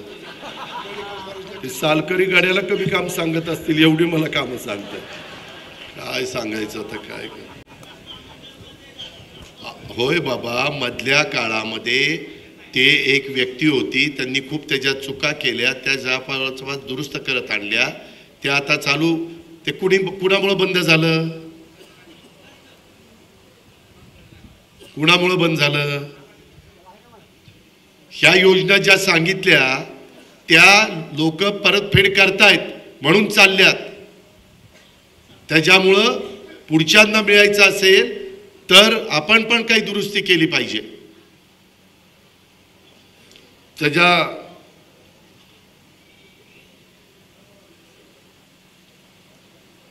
आता तुमचं मेडिकल कॉलेज, आयुर्वेदिक कॉलेज, आता त्याचं नाव पण पुण्यश्लोक अहिल्यादेवी होळकर बारामती मेडिकल कॉलेज त्या ठिकाणी करायला लावलंय.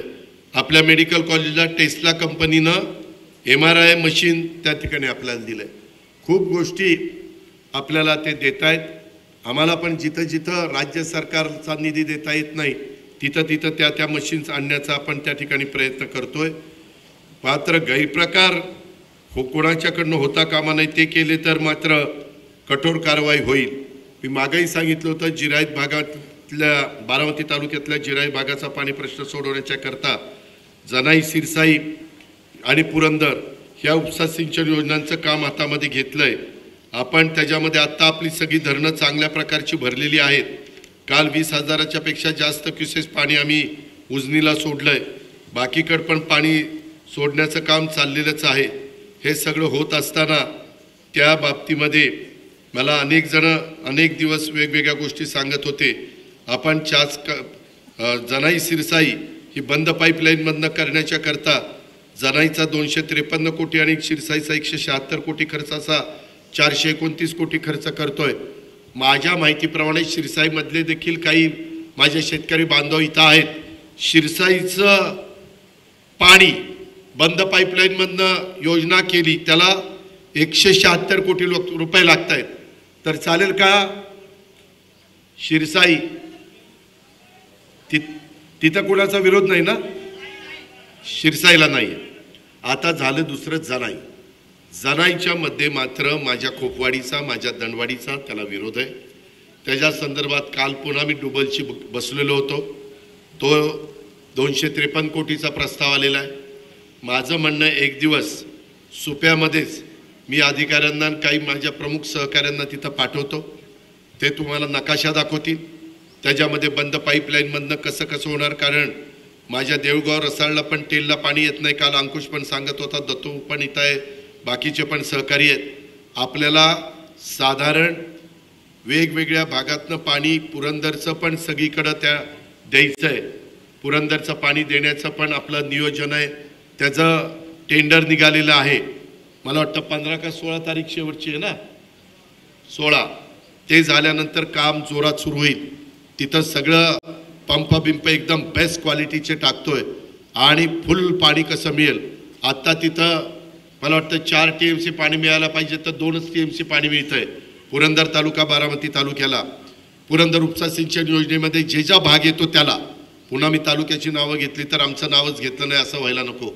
त्याकरता ती सगळी व्यवस्था चाललेली आहे. त्याच्याकरता प्रस्ताव आलेला आहे, मी त्याच्या मागं आहे. त्याच्यातून जसं बोरकरवाडीमध्ये आणि सगळ्या त्या भागामध्ये हे बंद पाईपलाईनचं पाणी तलावामध्ये पण पाईपलाईन आम्ही करणार आहे. तिथं वॉल ठेवणार आहे. त्याच्यावर पाऊस का ज्यावेळेस जास्त असतो, नदी प्रचंड वाढते. आता 1 लाखाच्या पेक्षा जास्त क्युसेस पाणी माझ्या बंड गार्डनला चाललेलं आहे.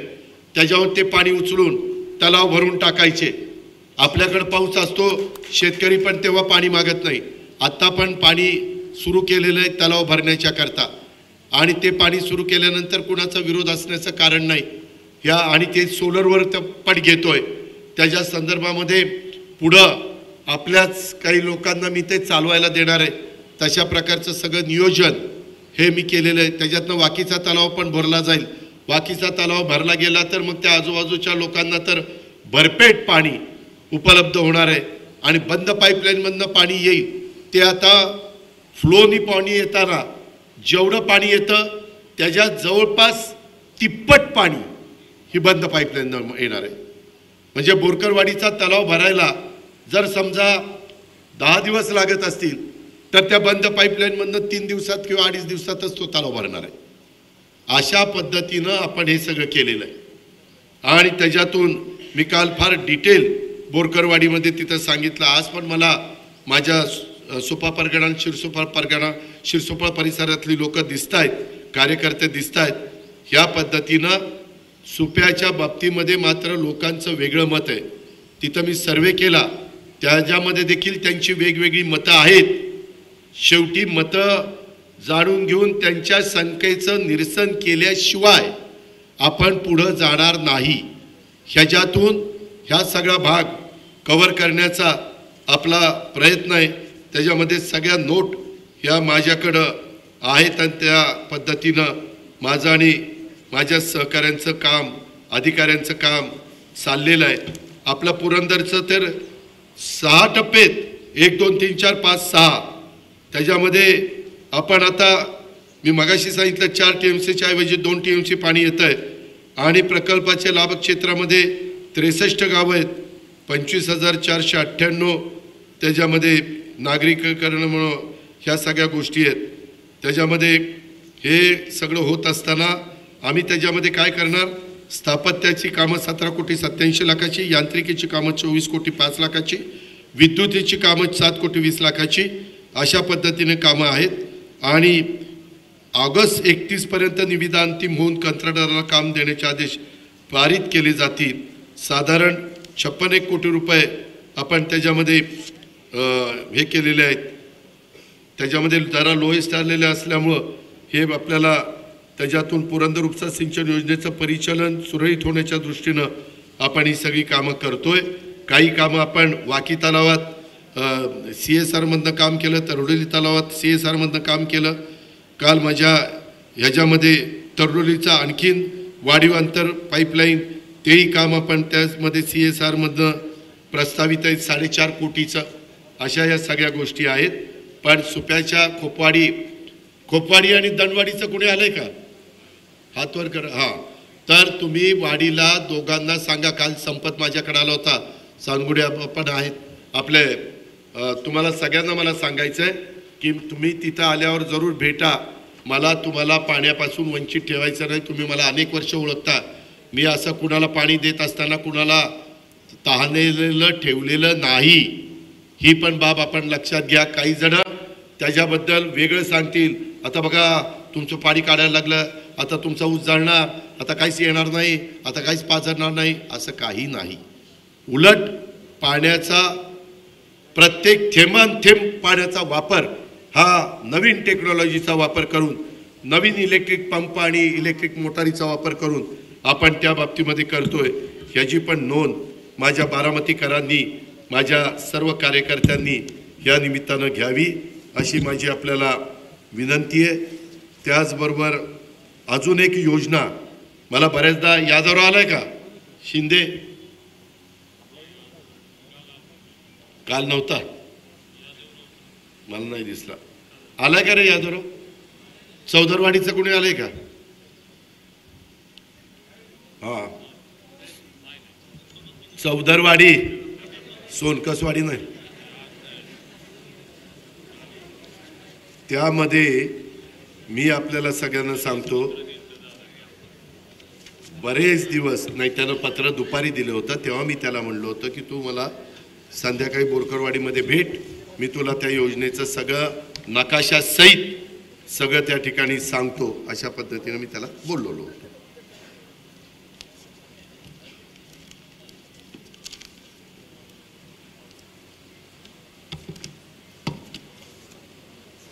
आपण आता ह्याचं एक काम केलेलं आहे. माझ्या करा नदीवरचे सगळे बंधारे चांगले करण्याच्या संदर्भामध्ये 110 कोटी रुपये आपण मंजूर केले. 110 कोटी. बंधारे कुठले कुठले ते तुमच्या फक्त दृष्टीपथाच घालतो, राहिलेलं असेल तर सांगा, ते पण इन्क्लूड करून देईल. मेडत, नेपतवळण, करावागस, गुणवडी, फोंडवाडा गावठाण, जळगाव कप, जळगाव सुप, सोनगाव संगम, मुरुम आणि होळ, मुरुम बंधारा, होळ बंधारा, लाटे, कांबळेश्वर, कोराळे खुर्द, अंजनगाव, बऱ्हाणपूर, फोंडवाडा जगताप वस्ती, काराटी, काराटी हायस्कूल 2 आहेत तिथे, एक काराटीला आणि काराटी हायस्कूलला आहे, आणि माळवाडी. अशा पद्धतीचे बंधारे घेतलेले आहेत. तेच ते म्हणून सांगितलं ना, 1 मिनिट, बाबुर्डीमध्ये जर चुकून त्याला बाबुर्डीने चांगलं काम केलं आणि तीच राहिलं नाही. बाकीचे म्हणतील बघा तुम्ही चांगलं काम केलं ना म्हणूनच तुम्हाला ठेवलं. होय होय होय, मला तुला तेवढा कॉन्फिडन्स आहे म्हणून तू बोलते, बाकीची गपगार पडलीत. मी त्याच्यामध्ये एक्सक्यूज मी हनुमंत पाटील, बाबुर्डी, आंबेच्या वरचे पण मोरगाव वगैरे तिकडचे राहिलेत, मी ते टाकलेले होते. बहुतेक ते ह्यांच्यात आलेले नसावेत, परंतु ते तुम्ही एक काम करा, पार तिथपासून आंबेपासून सुरुवात करा आणि शेवटपर्यंत या, संगमापर्यंत सोनगावच्या, त्याच्यामुळे ते सगळे येतील. आणि ह्याच्या व्यतिरिक्त पण आपण नीरावागतचे मी नाही वाचले का रे, नीरावागत सोनगाव हा वाचले ना, म्हणजे नीरा नदीचे पण वाचले. त्याच्यामध्ये आपण काय काय करतोय, दगडी बांधकामाचा जीर्ण झालेल्या स्तंभाचा उर्ध्व भाग ते काढतोय आणि तिथं RCC मध्ये ते सगळं काम त्या ठिकाणी करतोय. दुसरं गाईड वॉल ते आपण चांगलं करतोय, माती भराव आणि पिचिंग आपण करतोय, संरक्षण भिंतीचं काम करतोय, दगडी अस्थिकरणाचं काम करतोय, वेरिंग कोट आणि गार्डस्टोन हे चांगले करण्याचं काम करतोय. बर्गे काढणे आणि बसवणे, लोखंडी खाचा करावे लागतात बर्गे काढायला आणि बसवायला. कोल्हापूर पद्धतीच्या पारंपरिक द्वार म्हणजे दारं, त्याच्याऐवजी नव्याने आपण ढापे सुरक्षितपणे साठवून ठेवण्याकरता तिथं कंपाऊंड करून तिथं कुंपण करतोय. आणि एका माणसाला गेट ऑपरेट करता येईल अशा पद्धतीनं ते करतोय. हे आपण सगळं घेतलेलं आहे. ती गोष्ट महाराष्ट्रात काही ठिकाणी केली, ती सक्सेस झाली आणि तशा पद्धतीनं हे सगळे बंधारे आपण त्या संदर्भामध्ये चांगले करण्याचा एक महत्त्वपूर्ण कार्यक्रम पण हातामध्ये घेतलेला आहे. जे राहिलेलं असेल पुढच्या वेळेस मला ताबडतोब तिथल्या सगळ्या लोकांशी बोलून आपण मला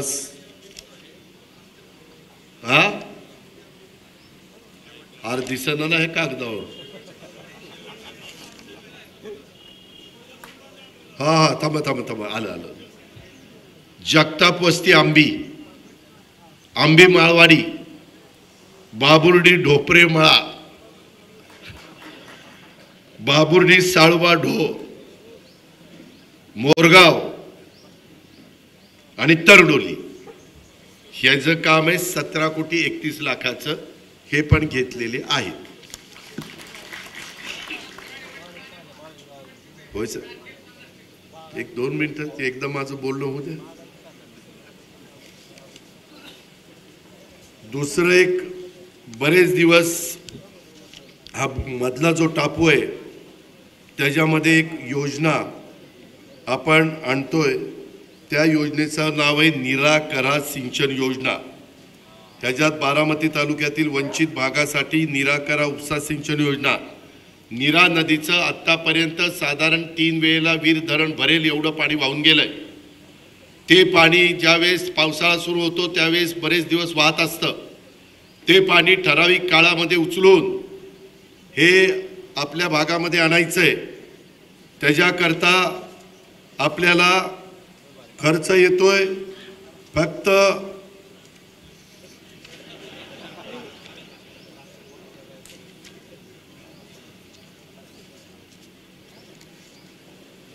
₹1,025 कोटी आणि त्याचा प्रस्ताव मी त्याच्याच मागे मध्ये थोडा गॅप पडला ते ह्याच्याच करता माझा प्रयत्न चाललेला होता. त्यामध्ये आपण गावं घेतली त्याच्यात पण काही वाकी बिलारवाडी ढाकाळे मुडाळे चोपडा चौदरवाडी देऊळवाडी गर्दरवाडी करंजे मगरवाडी सस्तेवाडी खंडोबाची वाडी पंधारे वागळवाडी करंजे पूल. पंधारे जरी नाव आलं तर पंधाऱ्याच्या वरचा भाग जो जिरायतामध्ये मोडतो त्याच्यामुळं ते आलंय.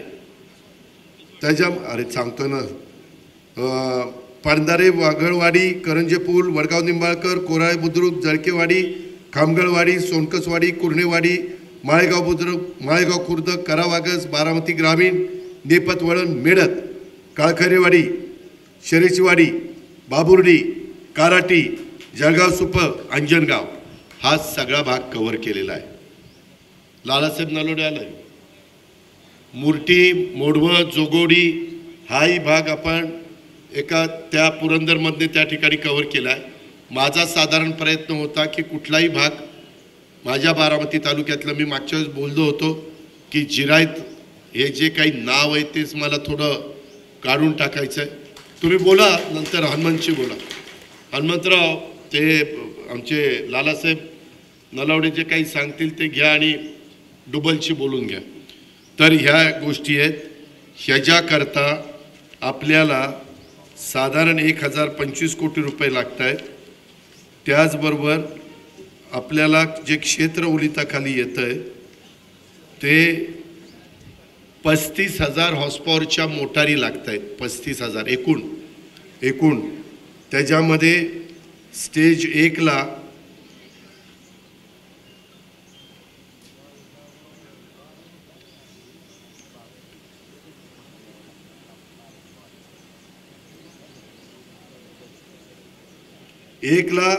पहिल्या टप्प्याकरता 17,000 हॉर्सपॉवर लागतंय. दुसरा टप्पा स्टेज 2 आहे त्याला 17,650 लागतंय. असं 34,650 2 मिनिटं थांब. जो 34,650 एवढं मेगावॉट नाही हॉर्सपॉवर वीज लागते. काल मी रात्री तेही बघितलं की त्याला किती मेगावॉट ते आहे 35 मेगावॉट. सोमेश्वर कारखाना तयार करतो वीज 36 मेगावॉट. त्याच्यामुळं काहींना आपल्याला वाटतं की फार काही आहे तसं नाही. हे मिळत आहे. बाहेरच्या राज्यामध्ये मी 1-1 लाख हॉर्सपॉवरच्या मोटारीची माहिती घेऊन आलेलो आहे. अधिकाऱ्यांना तिथं त्या ठिकाणी पाठवलेलं होतं. आणि या सगळ्याच्यामध्ये आपलं ह्या भागातलं जे क्षेत्र आहे ते क्षेत्र पण फार मोठ्या प्रमाणावर ओलिताखाली आणण्याचं आपलं त्या ठिकाणी काम आपण करतोय. साधारण 30,474 आणि डुबल इथं आहेत का रे? नसतील ना?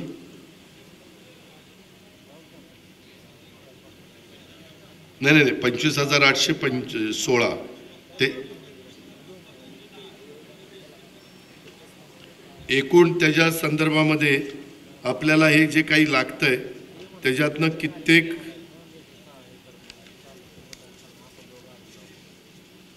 45,000 एकर आपली पुरंदर उपसा सिंचन योजना आहे 35,000 एकर, जनाई आहे काहीतरी एक शिरसाई 9,000 आणि जनाई 14 असे काहीतरी 25,000 एकर आहे. तर एवढं मोठं क्षेत्र त्याच्यामध्ये ओलिताखाली आणण्याचं काम आपण करतोय. हे पाणी आपण निरेमधनं उचलणार आहोत. ज्यावेळेस मोठ्या प्रमाणावर पाणी चालू असतं त्यावेळेस 1 TMC पाणी आपण उचलून त्या सगळ्या भागामध्ये देणार आहेत. तिथले सगळे तलाव भरून देणार आहेत, सगळे ओढे नाले वगैरे सगळे भरून देणार आहेत. आणि त्याच्यानंतर पुन्हा बंद झाल्यानंतर पावसाळा 1 TMC पाण्याची तिथं आपण व्यवस्था केलेली आहे. अशा पद्धतीचा हा नीरा करा उपसा सिंचन योजना बारामती तालुक्यातल्या 33 गावांच्या करता ही योजना आपण त्या ठिकाणी करतोय. आणि ह्याच्यातून खूप मोठं एक समाधान माझ्या बारामती भागातल्या पण आणि ह्याचा डायरेक्ट इनडायरेक्ट फायदा सोमेश्वर कारखान्याला पण होतोय, माळेगाव कारखान्याला पण होतोय, काही छत्रपती कारखान्याला होणार नाही. पण छत्रपती कारखान्याला लाकडी लिंबोडी ही एक योजनेचं काम चाललेलं आहे. तुम्ही कधी त्या भागामध्ये गेला खराडवाडीच्या बद्दल मी पुन्हा जरा बसतो. मला बारामतीत आल्यानंतर आता थोडंसं आता दिवस राहिलेत कमी, पुढं कधी पण आचारसंहिता लागेल. आल्यानंतर सारख्या बदल्या ते आमकन दादा तमकन ते तसलं जरा बंद करा. मला आता ह्या कामाला जरा जास्तच लक्ष देऊ द्या. त्याच्यामध्ये काय 2-3 महिन्यांनी आकाश पाताळ एक होणार नाही. त्याच्यामुळे त्याची पण नोंद ही आपण सगळ्यांनी घ्यावी. हनुमान पाटील तुम्ही जे काही सोमवारी बसतात त्याच्यातनं तुमच्या स्तरावर जेवढी कामं करता येतील तेवढी त्या ठिकाणी करण्याचा प्रयत्न करा. माझी बारामती शहरवासियांना विनंती आहे, एवढे चांगले स्पॉट आपण बारामतीमध्ये बसण्याच्या करता, मुलामुलींना खेळण्याच्या करता, वयस्कर लोकांना 2-3 घटका वेळ घालवण्याच्या करता आपण करतोय. मी आत्ता बघितलं जाताना ते एका पाईपमध्ये कोणतरी तिथं खराब करत बसले होते. माझं म्हणणं आहे की हे आपल्या सगळ्यांचं काम आहे. तिथं मी काही एकूण शॉप्स किती दिलीत मी त्या सगळ्या ह्याच्यामध्ये किती होत आहेत, जेवढे स्पॉट आपण घेतलेत तिथं 100 छोटे छोटे स्टॉल केलेले. ते स्टॉल आम्ही त्याचं काही थोडं डिपॉझिट घेऊन महिन्यांनी भाड्याने देणार आहे. मग कोण भेळवाला घेईल, कोण चायवाला घेईल, कोण बटाटेवाला घेईल, कोण आणखीन ज्याला परवडेल तो घेईल. म्हणजे तिथं आल्यानंतर काही द्यायचं म्हटलं तर ते स्वच्छता, टॉयलेट ब्लॉक वगैरे सगळ्याची व्यवस्था त्या ठिकाणी केलेली आहे. लवकर ते करायचा प्रयत्न आहे, पण किचकट काम असल्यामुळे उशीर होतोय. आणि आपलं बिजी घाऱ्यांच्या इथला हे ना काय तुमचं बिजी घाऱ्यांच्या इथला तलाव RCCचा पाण्याचा, तिथं पण फार सुंदर जॉगिंग ट्रॅक आणि तो प्लॅन आपण केलेला आहे. त्याचाही मी फायनल केलेला आहे. आता भिगवण रोड पण लवकरच होईल. थोडंसं माझी विनंती आहे, जरा नटराजच्या इथला 3 हत्ती चौक आहे तिथं अजून जरा गडबड होतीये. मी स्वतः काल तिथं थांबलोय. आता पोलीस तिथं उभे केलेत. थोडंसं तुम्ही परकाळे बंगल्याच्याकडनं आला की तुम्हाला भिगवण रोडला जायचं असेल तर स्तंभापाशी या तिथनं वळसा घालून भिगवण रोडला जावा. तिकडनं रिमांड रोडकडनं आला नटराजच्या तिथनं वळाला की तुम्ही तिथं वनवे खाली जायला तुम्हाला रस्ता आहे. कुठं? अमराईकडं. त्याच्यात असे 2-3 प्रकार केलेले आहेत. ज्यावेळेस शहर वाढतं त्यावेळेस काही नागरिकांनी पण ट्रॅफिकची शिस्त ही आपल्याला लावून घेतली पाहिजे. त्याच्यात उगीच ठोकून थोडंसं रॉंग साईडनं जायचा प्रयत्न करू नका. माझी हात जोडून विनंती आहे. तुम्हाला थोडासा त्रास होईल, पण एकदा तुमच्या अंगवळणी पडलं, तुम्हाला सवय लागली, तर तुम्हीच समाधान व्यक्त कराल. आणि हे अतिशय इंजिनियर ह्या ट्रॅफिकच्या संदर्भातला ज्यांनी अभ्यास केलेला आहे, अशांनी ड्रोन लावून तिथं कॅमेरे लावून ह्या सगळ्या गोष्टी केलेल्या आहेत. इव्हन आमच्या ख्रिश्चन कॉलनीकडनं आलेल्यांनी कसं जायचं, किंवा तिथून रेल्वे रुळाकडनं आलेल्यांनी कसं जायचं, आता तिथं बोर्ड पण लावायला सांगितलेले आहेत. काही दिवस आम्ही पोती ठेवली होती कळण्याच्या करता की काय परिणाम होतोय का, ट्रॅफिकवर काही ताण पडतोय का. पण काही काळाकरता आपल्याला थोडंसं ट्रॅफिक पोलिसांना मदत करावी लागेल अशी माझी आपल्याला सगळ्यांना आग्रहाची, नम्रतेची, कळकळीची विनंती आहे. कुठंही आपण वेगवेगळे आता स्टॉल, इव्हन भिगवण रोडला पण ते टेम्पो छोटा हत्ती घेऊन येतात आणि ती गाडी लावतात. ती लावायला आम्ही परवानगी देऊ ठराविक भागात, तिथं व्यवस्था केली, पण त्याला पैसे लागतील. हे फुकट होणार नाही, कारण एवढं सगळं केलेलं आहे. एकदा सरकारकडनं आणून मी ते करून द्यायचा प्रयत्न केला आहे. सारखं सारखं सरकार द्यायला बारामती म्हणजे सरकार नाही. त्यांना बाकीचे पण तालुके आहेत, बाकीचे पण गावं आहेत, त्याच्यातनं येणाऱ्या उत्पन्नातनं आपल्याला स्वच्छता ठेवावी लागणार आहे. तुम्ही कचेरीमधनं अजून काम चाललं आहे, परंतु एकदा कचेरीत जाऊन या काय पद्धतीनं तिथं काम चाललं आहे. किंवा दशक्रियाच्या इथलं पण पूर्वीचा परिसर, आताचा परिसर, किंवा कसब्यात जाताना पूर्वी कशा पद्धतीनं तुम्हाला जावं लागत होतं आणि आता तिथं केलेला ब्रिज, किंवा माझ्या नदीला दोन्ही तर्फा केलेलं जे प्लम कॉन्क्रीटच केलं ना आपण, ते ह्या सगळ्या गोष्टी आपण त्या बाबतीमध्ये बघा. हे आपल्या सर्वांचं काम आहे. ह्याच्यामध्ये दफनभूमी, स्मशानभूमी अशाही सगळ्या गोष्टी त्याच्यात घेतलेल्या आहेत. पुलांची कामं मोठ्या प्रमाणावर चाललेली आहेत, रस्त्यांची कामं मोठ्या प्रमाणावर चाललेली आहेत, ड्रेनेजची कामं चाललेली आहेत. माळेगावमध्ये देखील तशाच पद्धतीचा प्रयत्न चाललेला आहे. परंतु हे सगळं करत असताना हे राष्ट्रवादी काँग्रेस पक्ष आणि त्यांनी दिलेला लोकप्रतिनिधी या नात्याने आपण ते काम करतोय, हे जरा लोकांना सांगायला शिका. लोक त्याच्याशिवाय गत्यंतर नाही, ही बाब आपण सगळ्यांनी ध्यानामध्ये ठेवा. ही गती अशीच पुढं चालवायची असेल तर काय करायचं हे मतदारांनी ठरवावं, कार्यकर्त्यांनी काय करायचं ते कार्यकर्त्यांनी ठरवावं. ग्रामीण भागामध्ये देखील तेवढ्याच मोठ्या प्रमाणावर कामं ही चाललेली आहेत. तर माझा अंदाज आहे ही सगळी कामं पूर्णत्वाला नजीकच्या काळामध्ये, आपली ती नीरा करा उपसा सिंचन योजना आहे ना, ती योजनेला 7 फुटाची पाईपलाईन आहे. 7 फुटाचा घेर, जे व्यास असणारी पाईपलाईन तुमची 4 इंची, 3 इंची, 5 इंचीमध्ये किती पाणी मारते. इथं तर 7 फुटाचा व्यास असणारी ती पाईपलाईन आहे. त्यामुळे 1025 कोटीचा खर्च आहे.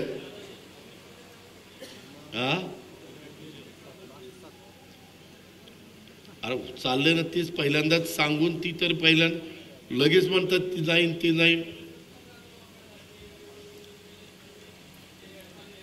1 मिनिट सुनील, भूमिपूजन केलं म्हणजे कळतं का? माझं म्हणणं आहे की आपल्या कार्यकर्त्यांनी, आपल्या प्रमुखांनी, आपल्या सहकाऱ्यांनी सारखं त्यांच्या मनावर बिंबवल्यावर कळतं.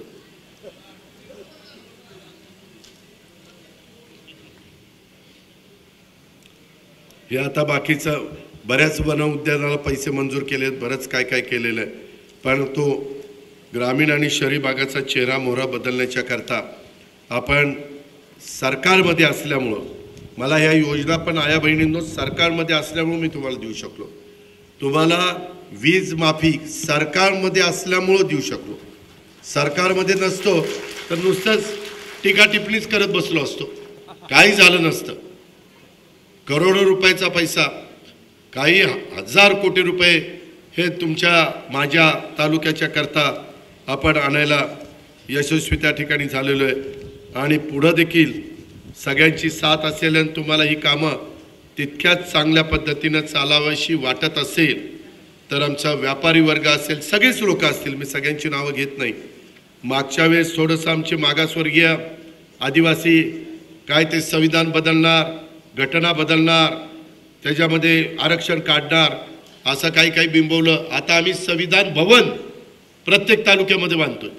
संविधान भवन, संविधान दिन साजरा त्या ठिकाणी करतोय. कुणी याच्या पाठीमागच्या काळातल्या सरकारने जे केलं नाही ते आपण समाजातल्या सर्व जाती धर्माच्या लोकांच्या करता करतोय. ह्याची आठवण इव्हन अल्पसंख्याक समाजाच्या करता देखील त्या पद्धतीनं त्यांचा शादीखाना असेल, त्यांची बाकीची कामं असतील, ती आपण त्या बाबतीमध्ये करतोय. ती अंतिम टप्प्यामध्ये आहेत आणि शहरामध्ये तर प्रचंड कामं चाललेली आहेत. जी राहिलेली असतील ती पण त्या बाबतीमध्ये पूर्णत्वाला नेण्याचं काम मी आणि माझ्या सहकाऱ्यांच्याकडनं हे निश्चितपणे केलं जाईल.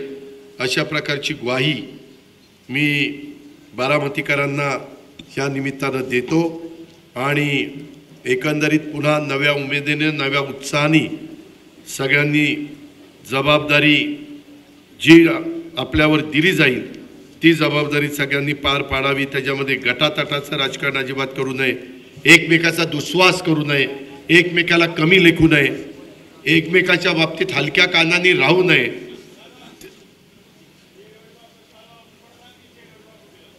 काय हा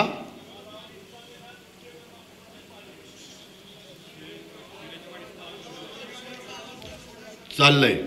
हे जे पाणी ज्यावेळेस धरणं ओव्हरफ्लो व्हायला लागली, पाणी जायला लागलं, टेंबू, ताकारी, म्हैसाळ, उरमोडी, जिहे काटापूर, जनाई, सिरसाई, पुरंदर, त्याच्यामध्ये विष्णुपुरी, जेवढ्या काही उपसा सिंचन योजना आहेत त्या सगळ्या योजना चालू करायला सांगितल्या आणि सगळीकडे पाणी, सगळे तलाव भरायला सांगितलेत.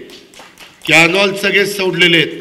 कॅनॉलनी पण शेटपाळ हवेलीचा तलाव, मदनवाडीचा तलाव, तिकडं तरंगवाडीचा तलाव, असे सगळे तलाव पण भरायला सांगितलेले आहेत. रोज तुम्हाला भेटू शकत नसलो तरी सकाळी 8 वाजता ज्यावेळेस माझ्याकडं लाईव्ह स्टोरेजचे आकडे येतात त्यावेळेस लगेचच मी कपोले, गुणाले किंवा संबंधित अधिकाऱ्यांना ज्या सूचना द्यायच्या त्या देत असतो. ही पण बाब आपण लक्षात घ्या. आज मुख्यमंत्री तिथलं पाणी हे बघण्याच्या करता, पुराचं पाणी करण्याच्या करता येणार होते. त्यांचा मला का फोन आला, परंतु मी आज मेळावा लावला होता. पुढं मी तिकडं गेलो असतो तर पुन्हा मेळावा रद्द झाला. काय झालं, दादाच्या मनात काय आहे, अमकं आहे तमकं आहे, दुनियादारीच झाली असती. त्याच्यामुळे मी त्यांना म्हणलं की साहेब, मुख्यमंत्री महोदय, सगळं तिथलं नीटनेटकं व्यवस्थित आहे, कुठं काळजीचं कारण नाही, आपण पाहणी करून जावा, मी तुम्हाला संध्याकाळी त्या ठिकाणी भेटतो. अशा पद्धतीनं सगळीकडं लक्ष आहे. उद्याच्या 9 तारखेपासून माझा महाराष्ट्राचा दौरा सुरू होतो. त्याच्यामुळे मी दौऱ्यावर आहे. त्याकरता आपण आपली जबाबदारी कृपा करून त्यामध्ये पार पाडावी. थोडंसं राहिलेल्या काळामध्ये घरची कामं थोडेसं कुणावर तरी दुसऱ्यावर सोपून हे आपलं प्रत्येकाचं घरचं काम आहे, ह्या कर्तव्याच्या भावनेतनं सगळ्यांनी त्याच्यामध्ये सहभाग नोंदवावा, सहभाग दाखवावा.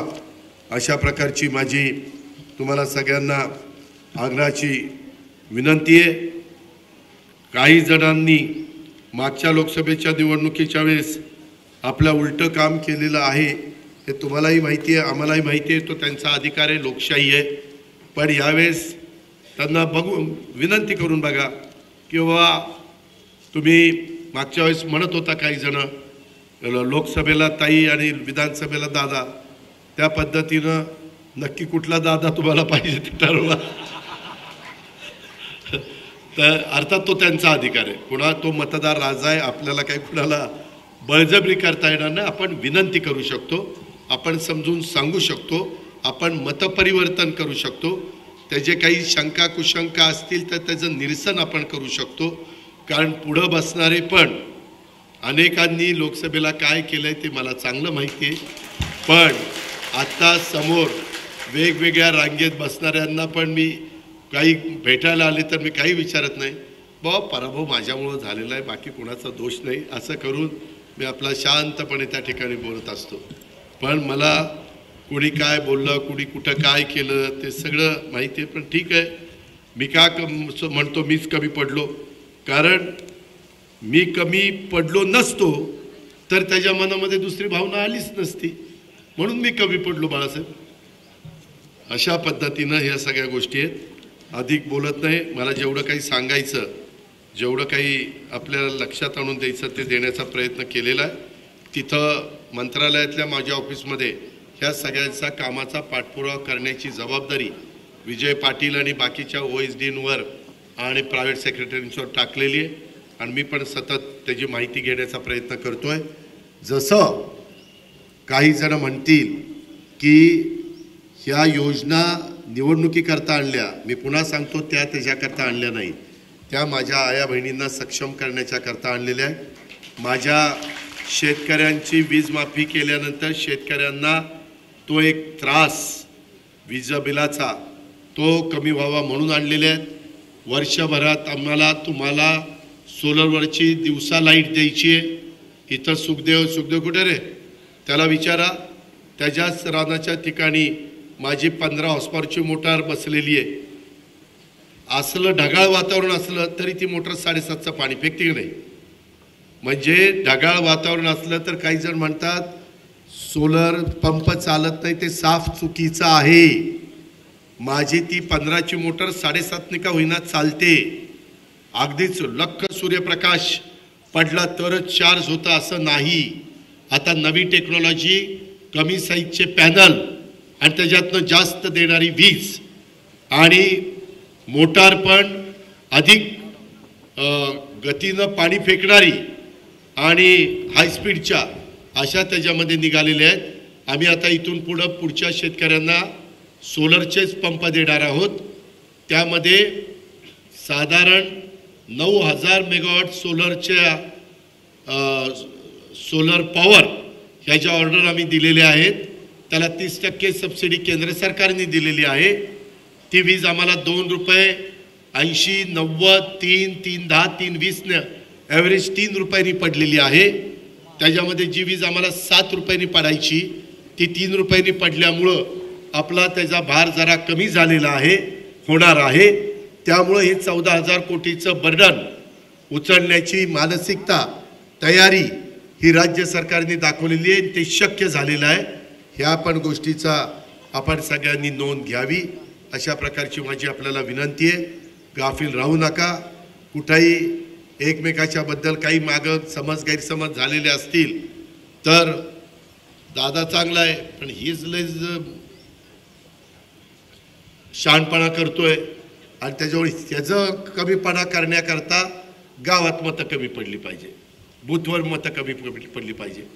असलं काही करण्याच्या भानगडीमध्ये कुठंच आपण म्हणजे राज्यातच कुणी राष्ट्रवादी काँग्रेस पक्षाचा घड्याळ चिन्ह असणाऱ्या कार्यकर्त्यांनी त्याच्यामध्ये कमी पडू नये.